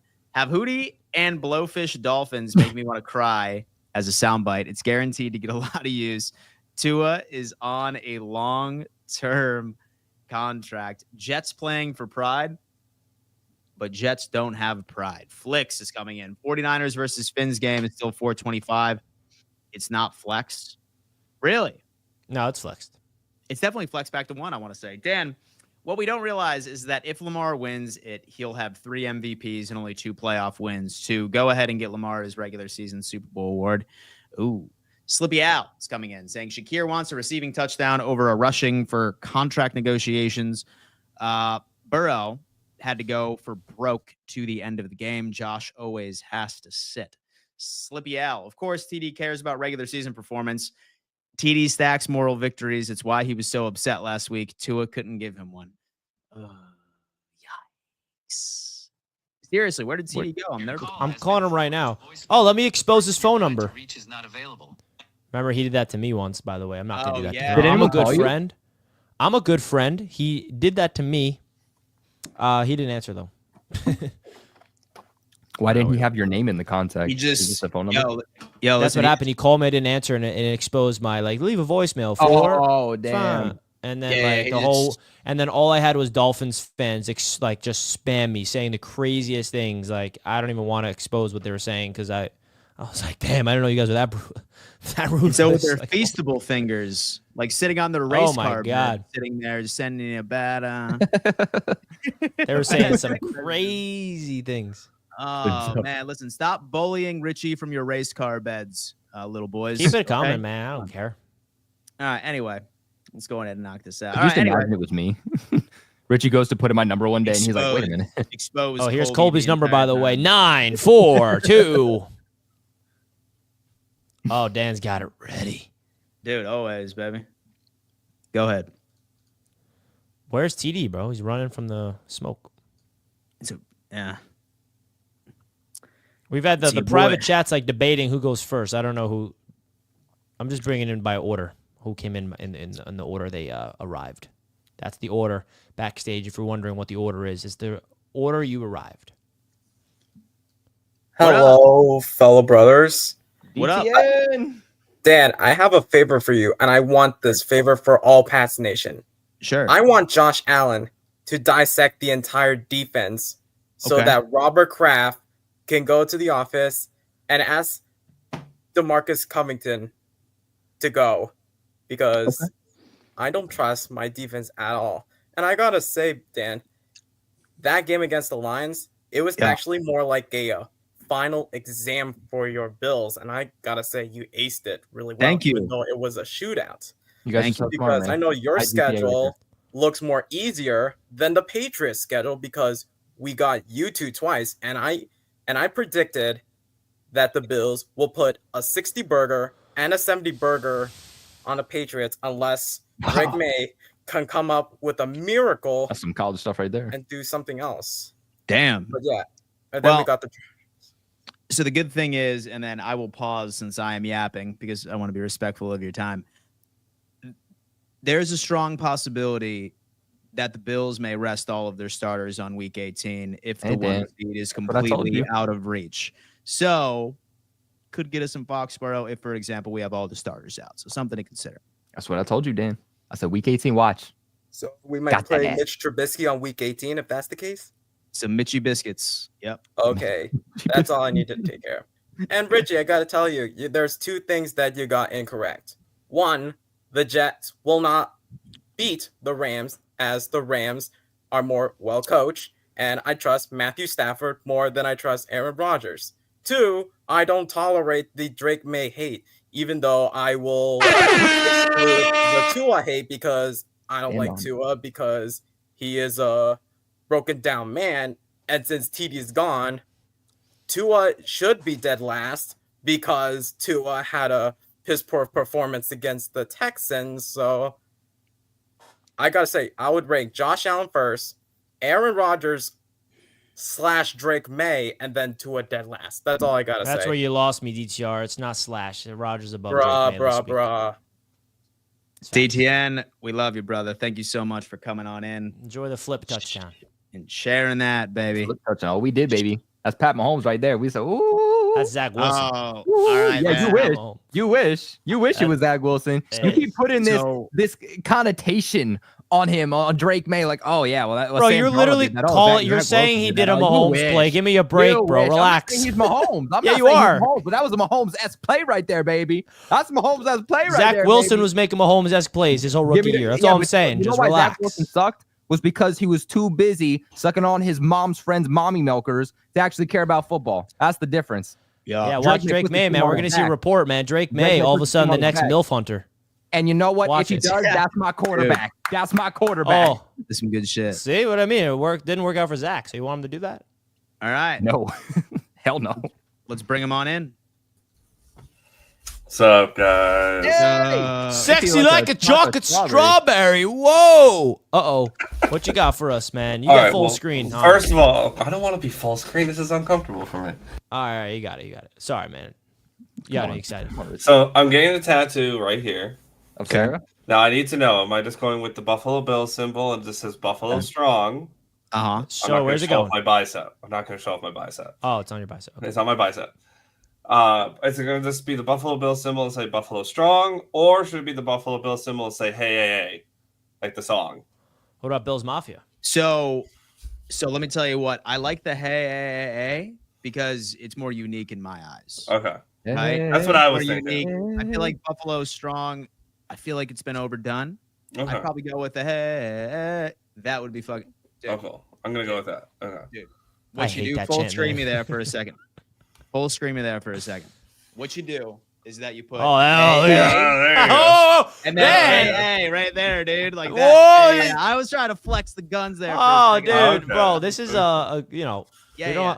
It's a family-friendly channel. There you go. Yeah, but like do hey A like on the left's like inside bicep, and then AA on the other one. Well, this whole like, arm Bills is go already crazy. dedicated to something else.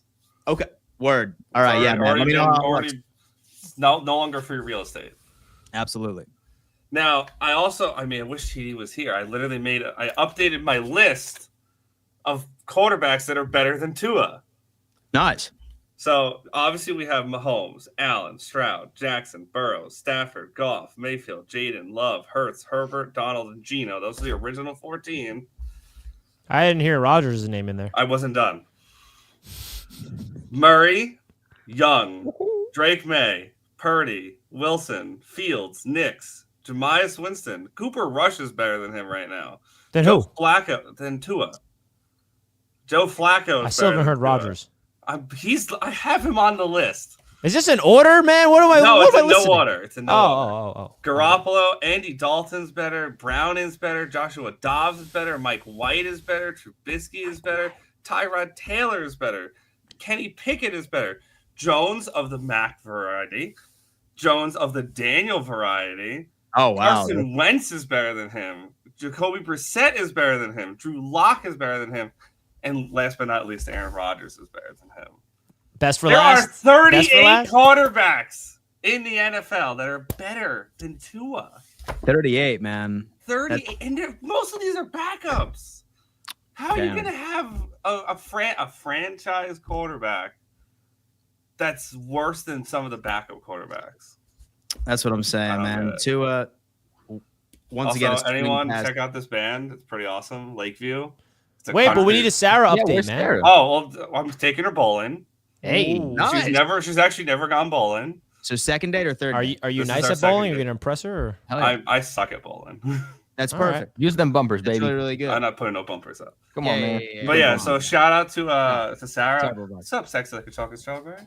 Sexy like a chocolate strawberry is out. Shout out my guys, sexy like a Sexy like a what, Dan? Come on, man. Finish that. I said sexy like a strawberry. Like a chocolate man. strawberry, man. That was the best moment of the AFC Roundtable history. What? Did you guys just hear that? That was What? Riz. Oh my God, man. He said it was just like, ooh. So let me tell you what. My boy out here there- risen to death. That was crazy. First off, there is not a set of dry panties in this live chat right now. Dude, you're gonna turn the chat. You know what you're doing, Stat Boy. Yeah.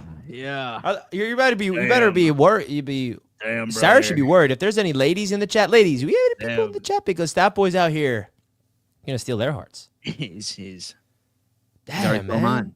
That All was right. nuts. I hope TD's okay. He's MIA like the Miami Dolphins. No, what he did is he probably saw my internet acting up, and he was just like, "Oh, this is a perfect excuse. I'm gonna say it was my internet, and I'm just gonna dip and say, oh, boys had internet problems." That's probably what's gonna happen. Dip. I guarantee you. Watch me go ahead and shoot him a text. You good, bro? You good, bro? Yeah, I called him. He didn't answer. TD Fins talk. It's those drones in Florida, bro. Yeah, the drones have infiltrated Florida. They got him. They got a boy. Ready, Dan? Bring him on in. Hey, What's man. up, Andy? Hey, take me in a couple. I need a minute. Okay. All right. He said, take in a couple. Take me. Hey, yo. Hey, yo. All right, Hey, listen. yo. So I need to use the restroom really bad, but go ahead. Bring it on in. Yeller. Whoa. What up? All right. What's up, guys? What up? So, I hate Tua, but I don't hate Tua like Stat Boy did. Oh, yeah. Well, good looking guy right there. Pause. My man. But I hate Tua, but I don't like not like Stat Boy. Bryce Young, Andy Dalton, Cooper Rush over Tua. I hate Tua, but like I don't know that badly. Those three, I don't know about that. He's trolling. He's trolling. But yes, the game's not flex. It still shows 425. Dolphins versus 49ers. I don't know where that's gonna go. But yeah. And about you guys being family friendly, you guys talk about MILFs, like MILF hunters and all that. I don't think that's family Bears friendly. on cocaine. Come on, guys. Oh, that's family friendly right What's there. a MILF? I don't even know what you're talking about. Mm. No, That's, we, someone who eats cookies right there, Richie. Yeah. Cookies and milk. That's a milk one too. I'm not gonna lie. I'm not ready for this 49ers game. The defense they run, it's a zone, but like they crash onto it. Tua's not good like that. He's a spot thrower. I think we're gonna lose pretty badly, but hopefully. Actually, I don't know. I don't know if you want us to win this game at all. I just want our office to see how trash this coaching staff is, how trash this roster is. Like, oh, and by the way, for the draft class of 2025, any quarterback that's not named Cam Ward, Shador Sanders, Jalen Monroe, don't even get him. It's not just worth it. not worth it. Jalen Monroe was also. Dart. I don't know about that. Jackson Dart, he threw 2 picks in a game-winning drive against Florida Gators. Come on now. Let's be honest now. Jackson Not really good. Dart. Cam Ward should have been Heisman. So better than everybody. But hopefully Cam Ward goes to a good team. That's not the Giants. But TD, man. You converted to TD Bill stock, man. Come on. He's TD Bill's talk now. Flicks, man, we appreciate it, man. Even though he has Lamar Jackson more talented than Josh Allen, don't forget that. I have renewed my magazine subscription. I'm gonna go drain the main vein real fast, so you and Colby speak amongst yourselves for a hot second.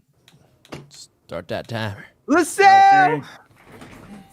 Oh, man, it's doing. What's good? What's up, buddy? What's good? I'm doing very, very well. Very great. Better that the Dolphins lost. It sucks that, because I'm about to go in on him, but he's not here. So, but I will say, I don't care. Don't care that what pick we're on, or if we like. As some playing the earlier third, second, and first, we gotta go after a quarterback. I don't care. You could tell me that a lot of quarterbacks are not as good as Cam Ward and stuff like that, but I'm like, well, go after a quarterback still, because going into next season with a quarterback that's been injured for the whole season, I don't think so. And I just want to also say, Tua is definitely trash. I would pick over 30 quarterbacks before Tua. Tua played awful last game. He played awful. And I just want to say this. I watched their Roundtable because I just like to start laughing because of their takes. Tua underthrew that pass. By a country mile. A wide receiver shouldn't be turning their body to try to catch a pass when they completely beat their man. When they completely beat him. That's the easiest passes that a quarterback should make, and he under country mile. So at the end of the day, Tua sucks, and deal with it, Dolphins fans. Deal with it. Deal with that for the rest of your day. Wow. Did you hear how he just dropped the mic on that, though? Dan, did you hear that? Dan, you're muted, man. You're muted. Come on, Daniel. I said, how could you be not pumped about a LaSalle call? That question. It's difficult. LaSalle, man. Need LaSalle to an event. Shout out to LaSalle. We loved it. Hey, Dwayne. What's up, guys? How y'all doing today? Hanging in What's there, up, brother. How you man? doing? Happy holidays. Toast to Happy our holidays. Woo! Happy holidays. Happy holidays. I don't know where TD went, but he's been freaking flip-flopping a lot lately. And I don't know. I don't know who's been on more drugs lately that we need to drug test, him or Miami Dolphins head coach during his press conferences. Anyhow, come on, man. Richie, you and I gotta have a talk, buddy. Oh, man, Dwayne, me and you? You and me, buddy. Oh, gosh. Who is the best quarterback rating in the league right now? I'm going to assume the man you're wearing the jersey of, your guy. Who is the best PAA right now? PAA. What's a PAA rating? Number of points combined by a quarterback, counting for quarterback. How much plays points? Well, Josh Allen, because he's should have handed the ball off to Khalil, but instead he passed it, so he's just stealing. You in that points damn away. play. PAA Josh Allen. Good. I'm glad you said that because we'll get to that. Who has the best EPA in the league? Is Josh Allen better than Mahomes? EPA. Josh Allen is better than Patrick Mahomes this season. I've said that. Yeah. Now these next two questions have to do with leverage. In other words, best plays when quarterbacks are being pressured. Which quarterback is the best between Josh Allen and Patrick Mahomes as far as getting pass plays downfield by throwing in the pocket or running out of the pocket? Josh Allen or Mahomes?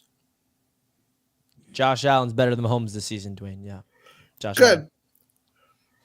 Who's got the most running touchdowns this year? Is running touchdowns a quarterback stat? Yes, I would like to think it is. I mean, Good. I think so. So Josh Allen has that number too, right? Has what number? Rushing touchdowns? Yeah. He has what? Over Mahomes? Yeah. Yeah. He's the better quarterback than Mahomes this year. Who's like been I've said. sacked least, Josh Allen or Mahomes? The least. Josh Allen. What does the NFL stand for? I mean, that tells me that Josh Allen has more protection, What by the way. does No, the that's not a positive. NFL stand for? Not for long, right? NFL stands for not for long? Not for long. I just hit you with every main quarterback stat. You want to say Josh Allen isn't even in the same stratosphere as Mahomes? Shut the front door with that crap. Watch some videos, fool. Ow. You know what, Dwayne? Shut the front door, you businessman. Go to Helen's house. That nonsense. Dwayne, we love you over here, man. We love you over here, brother. Man, Dwayne out here. Listen, Go to I Helen's recommend house. not to listen to much of Richie or TD, or otherwise it'll drive you crazy. All right, Just listen to Colby, dude. Dan, are Hey, you saying that I drove you crazy? Oh yeah, most definitely, man. I had to spend a couple of weeks in the nut house this offseason, to be honest with you. You're going on a darkness retreat now to try to tame yourself? That was me when Richie said that Sauce was a better What I quarterback. called than Down Yeah, dude. You didn't see that game-winning pick, Colby? Come on now. Yeah, one game-winning pick. I'll go with the lockdown corner. 2 pass breakups in the end zone of Marvin Harrison Jr., baby. Let's go. I'll get the game-winning pick, baby.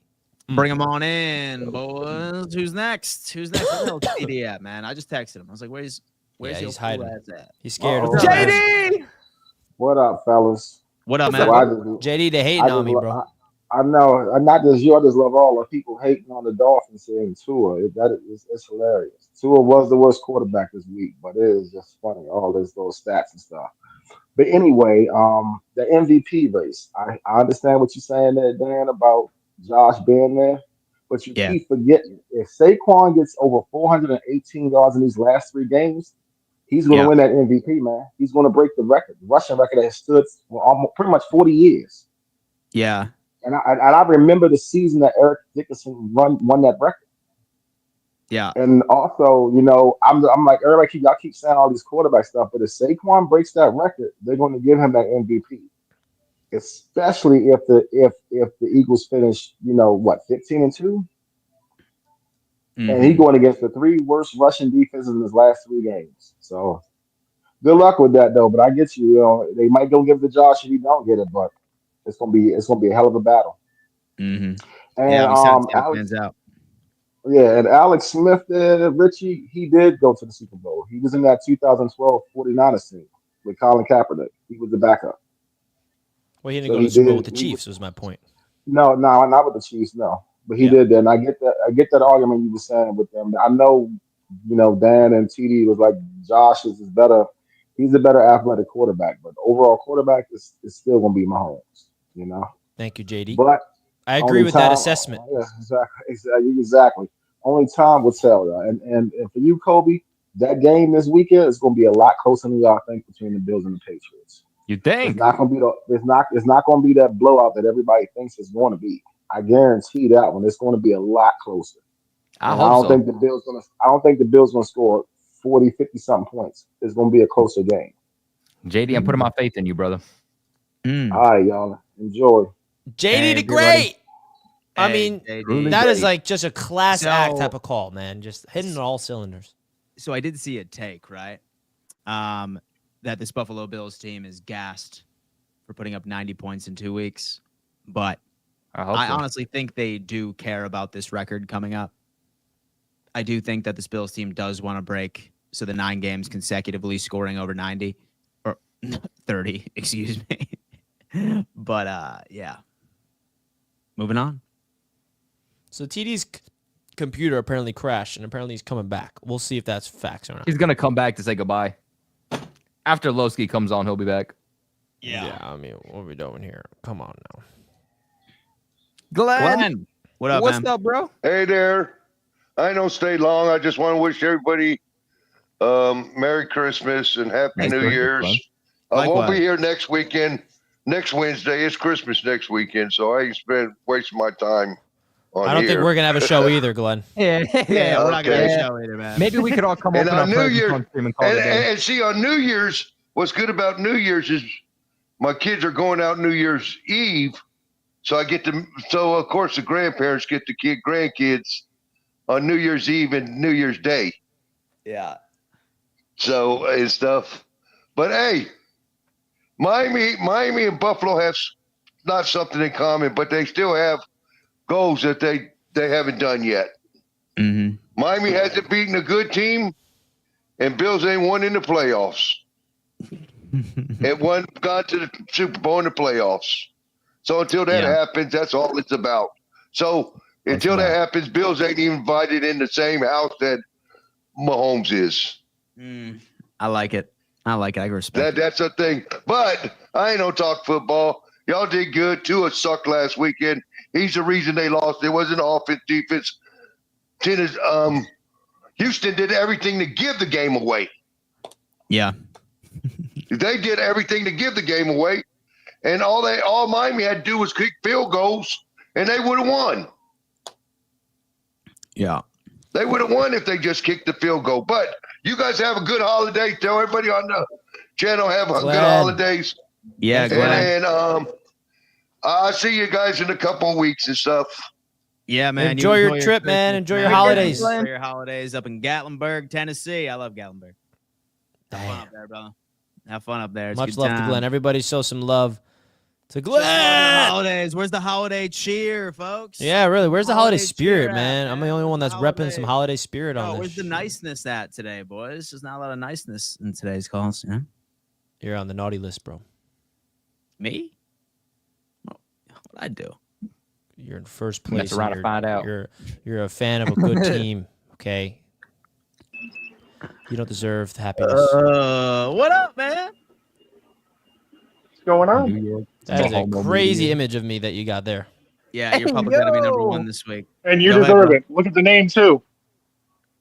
New York. For you to sit I up can here see and your, act like Mahomes is so much better than Allen. I can is see you're very fucking sensitive to my words crazy. to change your name No, and my picture because to that. Richie, I respect your opinions, even though you do have those backdoor comments. But for you to sit here and act like Mahomes is on such another level is such bullshit and just plain hating. You're just mad that your team has no fucking future. And you're literally just going to sit here and fucking hate and try to pick apart and try to tell Bills fans what our fucking expectations are. Like, go fuck yourself. You're the fucking Jets. Get the fuck out of here. Tell him, Andy. Over that shit. That shit. Tell Over here. Hey, do you have to take a timeshare on Mahomes' dick with Nick Wright? Like, really? Like, I've heard so much. You talk more about the Chiefs this week than your own fucking team. What do you mean? I've been gloating over the Jets' victory, brother. I had victory shades on and everything, Andy. That's wrong, bro. What are you talking about? No, you've The been Jets are talking more winning. about the Chiefs this week than my God, you barely beat the Jags. Yeah, He's a bro. Chiefs fan, It's man. still a win, bro. Come on now. You saw that. Devontae Adams, dog. Ooh. Man, You had Andy, I Super didn't Bowl know. expectations. You're not even gonna make the playoffs. Yeah, I mean, we're mathematically eliminated, but you never know. Anything can happen if we win out. You're not gonna win out. Yeah, we are. We're about to beat you in Buffalo. Absolutely God. nonsense. Oh, good God. Absolute fucking Dan said nonsense. we would beginning of the season. We're splitting, Dan. You Don't haven't you beat. retract. You it. haven't beaten the Bills. You haven't beaten the Bills in Buffalo in 20 years. Yeah, it's the first time for everything, baby. Oh, wow. Is that a real stat? And Rodgers hasn't beat Buffalo in Buffalo ever. Until next week. Ever. He's going to hell. Okay. He's going to hell, baby. He's going Well, to Andy, I apologize that my words have made you very upset. That was never my intention. I almost unsubscribed to this fucking channel. Wow. Oh. Andy, no. Damn, man. Come on, Richie. Come on, getting- fool. Andy, no. Fool. Andy, So- people mad, Rich. Now TD is safe for a couple of weeks because you have drawn my iron. Oh, Richie. Enemy I'm number gonna. one. I mean, Well, that, Andy, that photo's a little think of- vulnerable, though. I mean, Think of all. I of feel a the, little. It's what you're doing to Mahomes.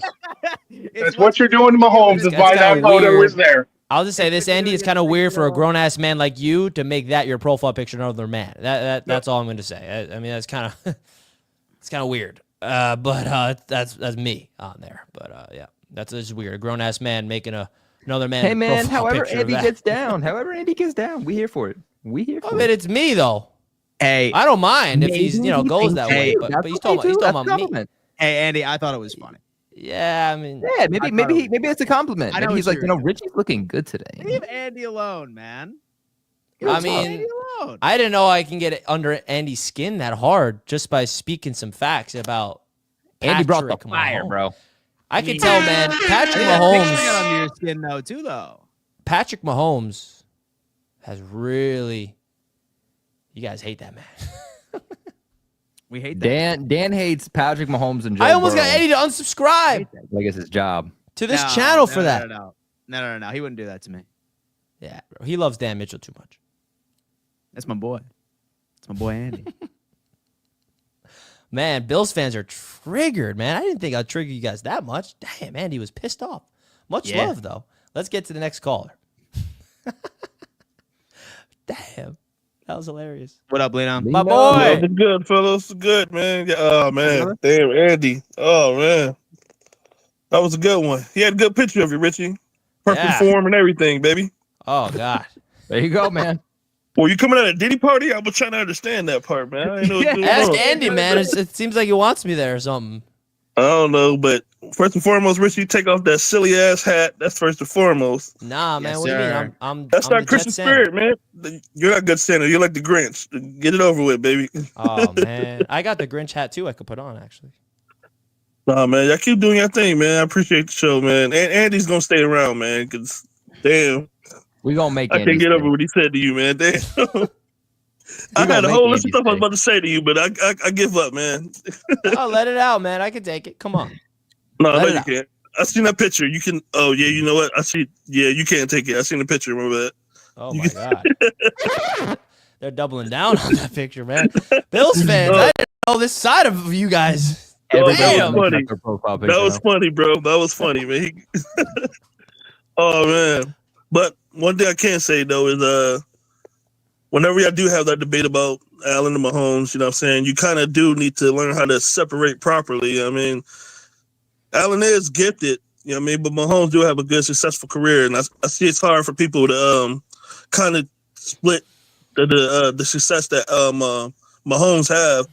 You know what I mean? So, but at the end of the day, Mahomes is, you know, still number one quarterback. Nobody's debating that part, but Allen is gifted. And when you say, like, he's light years ahead of Allen, that's that kind of what pissed everybody off, you know what I mean? But Yeah.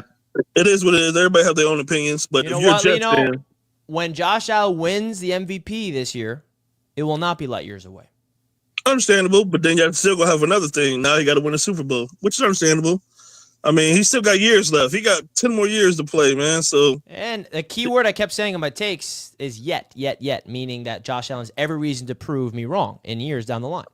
yeah, but ain't nobody want to hear that part. They heard you saying, you talking about our Lord and Savior Josh Allen. We don't want to hear that part, really. Yeah. Our QB in the mouth, man. You know what I mean? Well, I appreciate you, bro.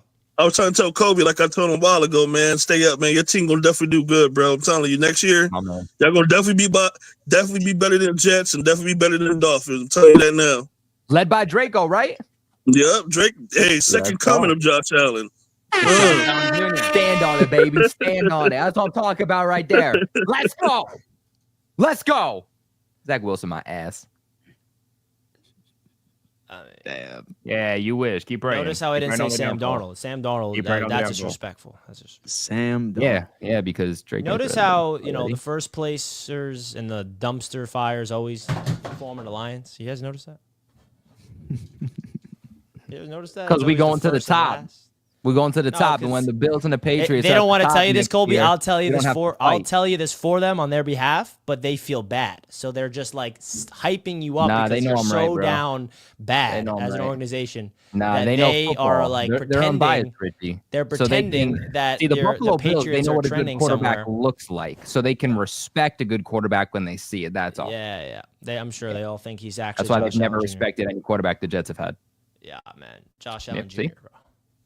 Yep, exactly. Josh Allen Jr. Bro. Drake Mays. Right there. Josh Allen Jr. Josh Allen Jr. He's also has a little Mahomes in him because you see that throw. Exactly. Top 5 quarterback right there. Hey, Jim, I'm not gonna lie. He looks a little Mahomey right there, if you know what I mean. Who's that? Who's Jim? Oh, Jim, you see that throw, Jim? Oh, man. I don't know, Jim. I don't know, Jim. You see that arm angle? Now here's a guy, Mahomes. I ain't seen nobody make a throw like this. Look at this guy. Patrick Mahomes. Turn on Josh Drake Allen. Mayfield, baby. Dude. Why would we watch Drake Mayfield when we got before we do- Josh before we Allen, the do a whole greatest thing to episode. ever come, man? Shout out to Josh Allen, man. Man, do I got to issue an apology? Did I really piss off Bills fans that much, dude? Yeah, you did. I didn't realize it was that sensitive. AFC West was I knew talking about today was. Yeah, I knew today was going to be rough for you during the segment for sure. I mean, listen, I could take it, but I didn't know it was going to go that direction. But hey, it's all right. Don't worry. I'm sure TD will find his way into being public enemy #1 soon. Again, at least we got my boy. This is a Bills fan I love. What's with those Detroit Santa Lions hat, for? baby. Reunite. Izzy. What up, man? We're boys. Izzy. Hey, man, how much that timeshare cost you, bro? Who? How much that timeshare cost you? Uh-oh. What do you set me up for? I didn't set it up, bro. I just tapped it in. You know what I'm saying? Ooh, Mahomes Mountain. Anyways, yeah, the MVP issue is Josh. Sorry, the doubters. It's Josh. And then the Bills win this week. The Rams win this week. The Dolphins win this week. The Rams are desperate, so that's the only reason why I'm picking them against the Jets. They're desperate. They want that division. They have something to fight for, and the Jets don't. Right? And the Dolphins, they're playing the Niners, but the Niners are going in as a 4th-place team in their division, and only one team is making it from that division, and the Dolphins are still fighting for something. And the Niners have to come all the way across the country. The Rams do too, but they're fighting for something. So that's why that's what it is. If the Rams were on dire straits and they weren't fighting for anything, I'd say Jets. But because the Rams are on top of the division and they're trying to stave off the Seahawks, that's one thing. Bills, it's the Patriots, in Buffalo. Hey. The Patriots give us a hard time once a year. It's always in Foxborough. Yep. This is in Foxborough. This is in Buffalo. I expect a tighter game in Foxborough. I expect an ass beating this week. But yeah, an ass beating, not an ass taking. What are you talking about? Richie, what are you on right now? An ass taking. What's wrong with you? It's a beating. That's our You're gonna son take right by now. Josh Allen Jr.? You realize that? What Josh Allen Jr. is about to do to you guys? Josh Allen Jr. is going to take a spanking this week, and then he's going to fight he's going back. to give you the spanking. No, he's not. He's going to do the little receive. Mahomes flip again. He's going to receive the gift of Christmas future. Damn. Go Bills. Go Bills, my guy. Hey! Merry Bills, Christmas, my guy. Izzy. Merry freaking Christmas, bro. Now we got a special caller up next. Want to know why? Talk to me. I think I know why. Because they're together, man. Crossover. Look at these two. Hey, don't you What's hide going from me. on? Where's King Jamie? Look at What's up, guys? It's Mahomes Wait a and Josh minute, Allen. wait a minute. See? I It's love Mahomes you and Josh- guys. It's literally Mahomes and Josh Allen, Hang on, guys. They Richie, can be Richie, alone. don't you run me over. Don't you run me over, Richie. I gotta say hello, Colby. Gosh dang, I love your show, man. Dan, you know I'm always there, baby. You Yes, sir. guys, look, TD, you know I'm always there. I love you guys' shows so much, and I'm working all the goddamn time because I like to go all over the world. He goes a lot with me. Yeah. So it takes a worker bee, but I'm always there and everything. I just gotta say this right now, Richie. I fucking love you, man. Good job, buddy. You're doing great. I'm so happy for you and stuff. But fuck the Bills. Hey now, man. That's me. I just got it. No. Hey now. The only thing that Mahomes has on Allen. The only thing that Mahomes on Allen is what championships and Super Bowls and Yeah, stuff. this is the real debate, guys. You want to do Mahomes versus The Allen? Here it is. championships and Super Bowls and stuff and rings. Come on now. And like But who does he AFC have? championships, like what 7-8 times in a row almost. Hey, but maybe Buffalo will do something. Maybe Buffalo will do something. What does Mahomes have on Allen, bro? Come on now. Rings and winning and All right. like Well, accolades. hey. Oh, hey, pats on the backs are great. Well, we'll see you in the And you're AFC doing great.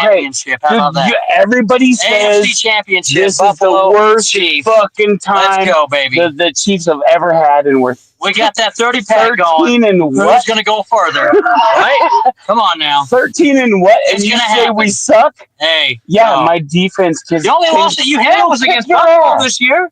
The only loss that you had was against Buffalo. In regular season, right? Okay, but it's okay. But we'll see what happens in the playoffs this year. Maybe it'll be different because Josh Allen, Dan. he is on a mission. Hey, Dan. Josh Allen is on a mission. I totally said we got to do this from the car for King Losky. So this is for King Losky. I got something to say to you, Dan Mitchell.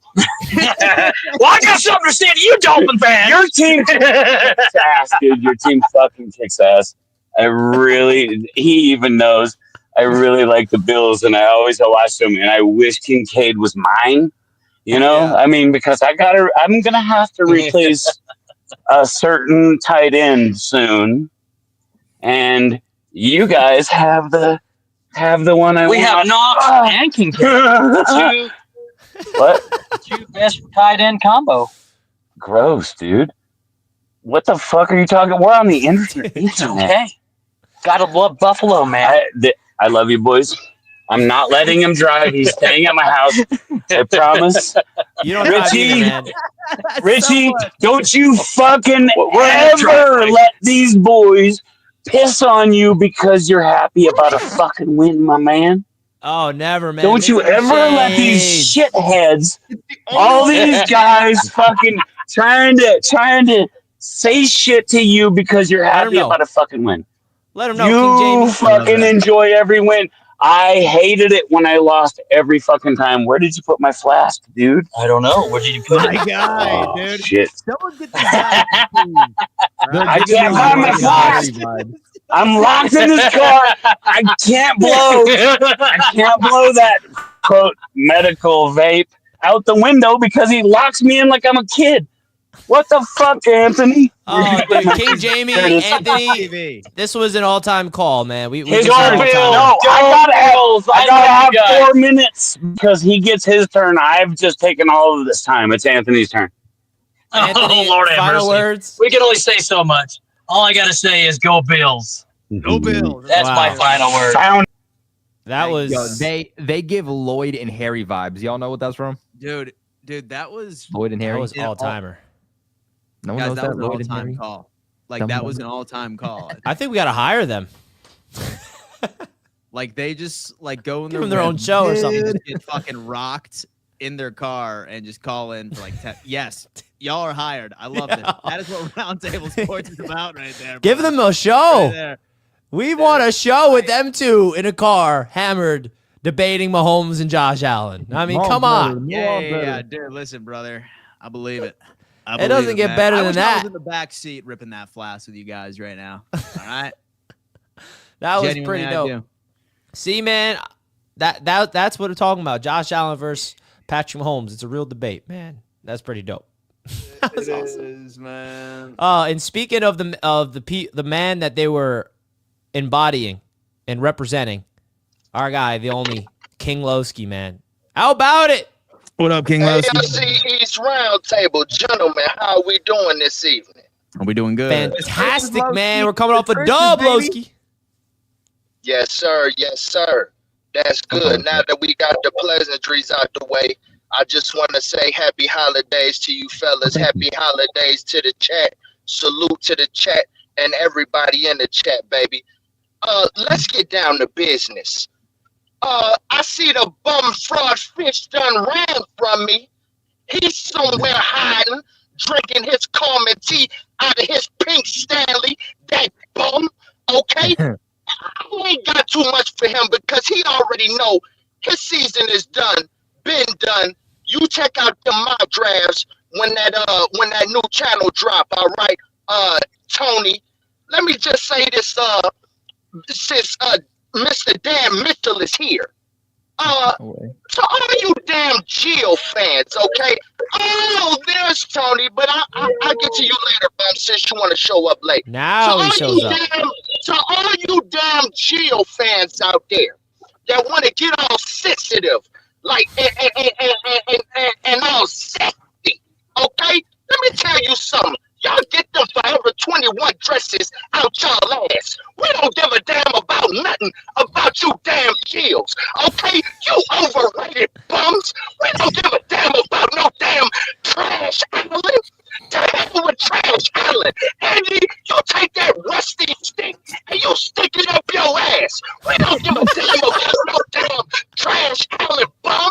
Okay, until he win the damn Super Bowl, y'all both can't say nothing. Y'all will be with a good quarterback for the rest of his career with the damn crown.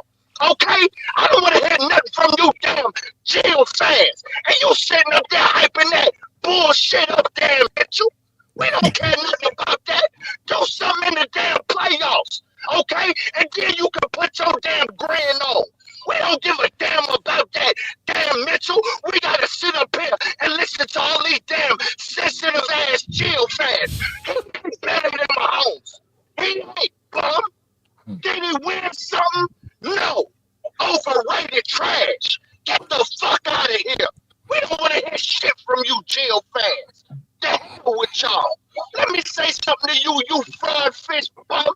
You've been running all damn show. Look at you in the dark, drinking your Carmen tea. You already know, bum. Your season been over with. You can't say a damn word, and I hope you on mute. You better shut your damn mouth. You can't say nothing, Tony. No, you need to shut your mouth. At the end of the day, you the one who ran. You the one who ran. You didn't even show up to Miami. You didn't even show up to Miami because you knew what your take was. You knew the Dolphins were going to smack y'all boy. You got smacked. You got smacked. Ain't nobody, you ain't had no mess. You ain't had no mess. Tony, you know how many weeks you done ran from me, son? You done ran from me so many weeks. Stop the cap.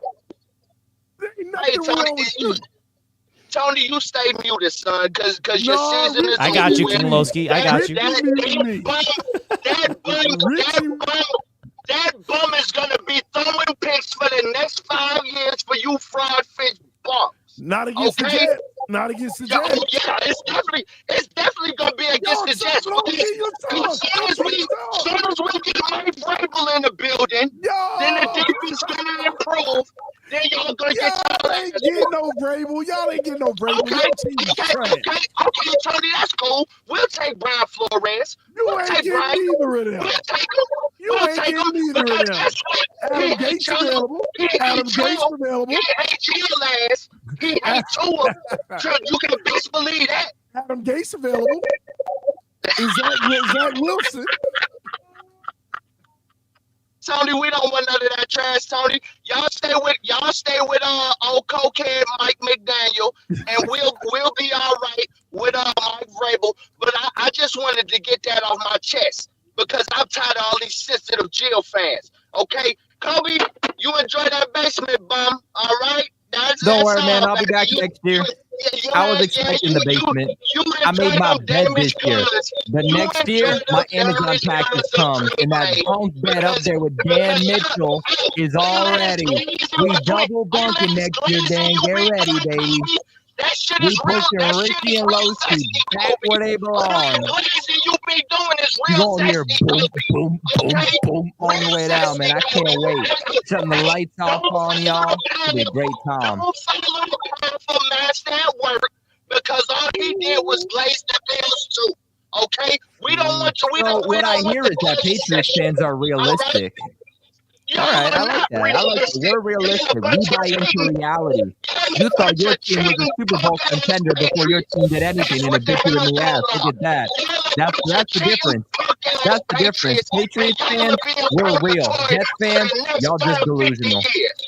Bing, bang, boom. We'll be back next year.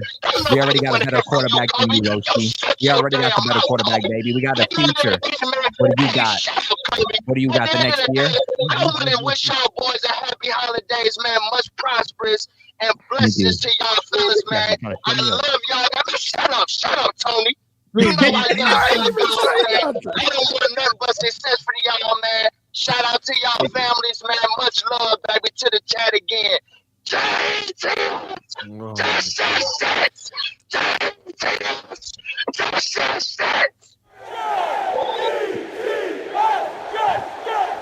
We're coming, King Loski. Let him know. The new slogan for the Jets needs to be JETS, depressed.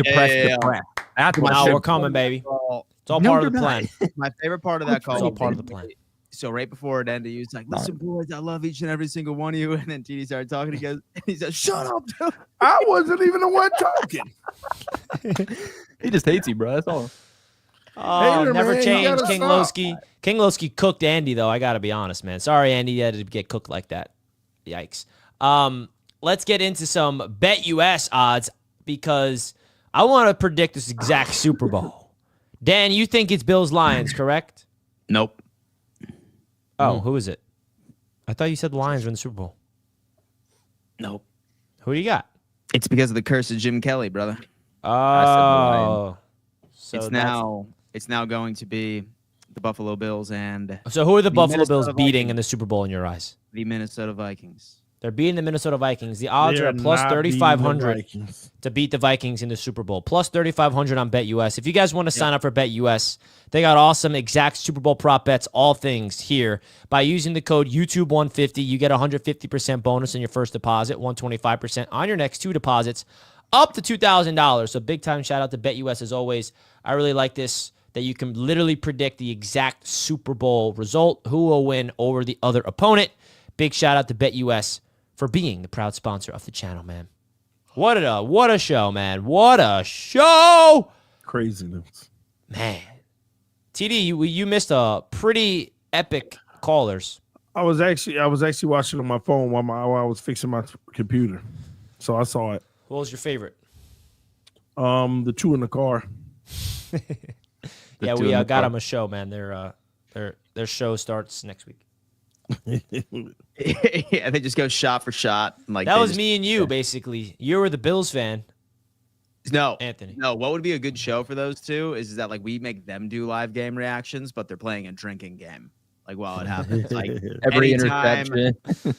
Yeah, like anytime Tony Romo mentions Patrick Mahomes or like he plays as Patrick Mahomes all the time, you gotta take a shot. Or yeah, like stupid stuff. It's Dan, where do we leave off on super chats? Brilliant. And also, we're putting all these super chats towards a content house for the playoffs, right? Right, TD? I forgot about that, man. That conversation felt like 3 days ago. Dude, it literally did. It literally did. that conversation. This hat is really hot, by the way. I'm sweating. I got to take this thing off. All right, I got it. All right, we have Patriots 92. If the Bengals make the postseason, should Burrow be considered for MVP? That means that like you were. All right, listen. If Cincinnati wins it, 100%. Then like, so I think you need the Colts to lose out, and the Broncos to lose out, and also, the Chargers to lose out. So you need 3 teams to lose out, and the Bengals to win out in order for that to happen.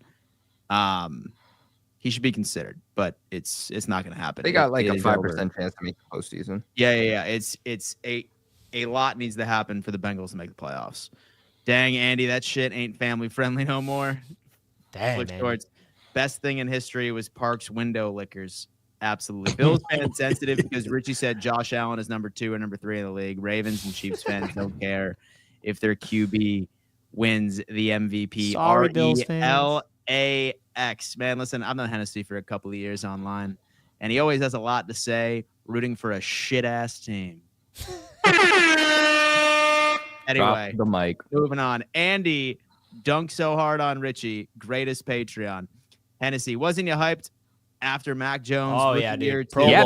Because Mac Jones was voted into NFL's top 100, voted on by the players themselves. He was a Pro Bowler. He was just outside top 10 for the NFL. He put up very good numbers. He was breaking NFL records and now get Patriots into where he is now. records. But yeah, you're right. Bill Belichick's the reason he is where he is now because they decided to completely tank after his first year. But you know what? Guess who's not here now? Bill Belichick. Stop self-projecting your issues with your inability to develop your own quarterbacks and trying to put that on other teams. It's crazy. Wow. And you have no proof to develop quarterbacks yet, so I would calm down there. We've been able to develop quarterbacks in the past. I think we'll be able to do it again. You failed, Mac Jones. We've been able to do it. Yeah, we failed with one quarterback. And you know why? Yeah, most recent quarterback. Who's not here? The head coach isn't anymore. And who's your head coach now who's on the hot seat after 1 year? Do everything. They're considering firing their coach after 1 year. Who That's said pretty they're pathetic. Considering firing. You're seeing they should. They should because he's got a trash. You didn't say we should. You said they're considering firing. They should consider.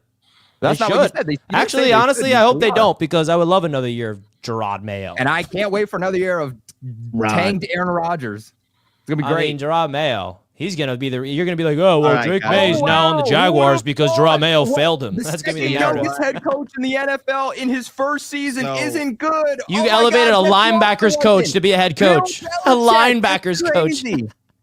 Wow. Picking a linebacker's coach to be a head coach would be a good idea.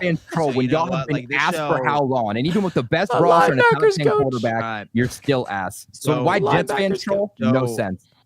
So this show has been pretty like at your throat, right? Yeah, it's been at your throat. This entire evening, we've had a pretty violent show, verbally violent. But then DD comes in and he reminds us what the holidays are all about, baby. The holidays, man. DD, happy holidays! So we're supposed to be loving each other right now, boys. We're supposed to be hugging each other. We're supposed to be loving each other. Yeah, we don't do that here. Happy holidays. Anyway, thank you, Dee. Happy holidays. Yep. Chestnuts roasting on an open fire. Whoa, Dan. Let us know how you really feel. Are you going Christmas caroling? No, I've never gone Christmas caroling, actually. You should, dude. Yeah. But last Saturday, so I did some karaoke. All right. Oh, is there content? No way, bro. Did you get a video? No karaoke without content. No, I don't think I got a video of it, but I did rock the fucking house with some Creed. One last breath. All right, let's hear it right now. Karaoke to finish off the show. No. You're gonna need me in the car with King Jamie if you need me to do that, my friend. But he's a Mahomes guy. TD is a shell of his former self, beat into submission.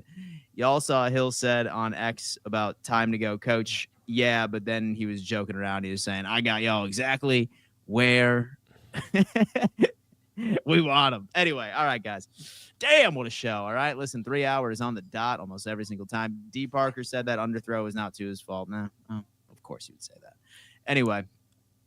Anyway, folks, thank you so much for tuning in to another edition of your favorite marathon show on Wednesday nights, the AFC East Roundtable. We're at the halfway point, so what do you guys want to do for the next 3 hours? Richie, crazy. Hell no, bro. Dude. Hell no. Dude. We'll watch you, Richie. All right, I mean, listen, I guess I got to pretend my computer is crashing out for a nice half-hour break next time or something. That one might be wise. TD's like, I recommend it. Folks, thank you so much for tuning in to another edition of the AFC East Roundtable. Do you want to let the people know what the holiday schedule is? Because for this channel? Yeah. We aren't, we're not doing shit. So you're not going to see us next week. And then Thursday, and then the following week, I don't know. I don't know, dude. What are we doing? It's up in the air. TBD. I know. Listen, next week, we aren't doing. We're not coming on. We're not showing up. I'll be at the Knicks game Monday night, so I won't be able to celebrate the Jets win over the Rams Monday with you guys. You might get some Sunday coverage. We'll see. You might get some Sunday late night coverage. But yeah, everybody enjoy your holidays. You will get some recap. It'll be a much shorter version of recap next week, and preview later in the week instead of earlier. So happy holidays to all. We love you all. And don't forget, a brand new show launching tomorrow. Yes. At 5:30 p.m. EST. Draftaholics, hosted by Colby, man. We're excited for this. Colby is about to kill it with Dose of Dion and Derek. We already have people in the chat already over there. Go over there, hit the like button, guys. The link is in the top of the description. We would love it if you guys can simply go to the Roundtable Sports channel, go to this exact stream, and hit the notification bell so you don't forget that it's live. We're so close to 19K subs on this channel. We love you guys. Happy holidays to everybody. Flicks ends it off. Happy holidays. Mean no hate to anyone except Tua. I love that. Man, I feel bad, man. Tua, I'm thinking of you, brother. I hope you're doing well. On behalf of you. Doing fine. Yeah, I got to leave Tua alone, man. Yeah. So dude just robbed the city of Miami. He's doing all right. Yeah. Anyway. Shout out to BetUS for sponsoring the show. Enjoy your holiday season. Get some rest, folks. We'll see you next time. Deuces. Peace out. Peace.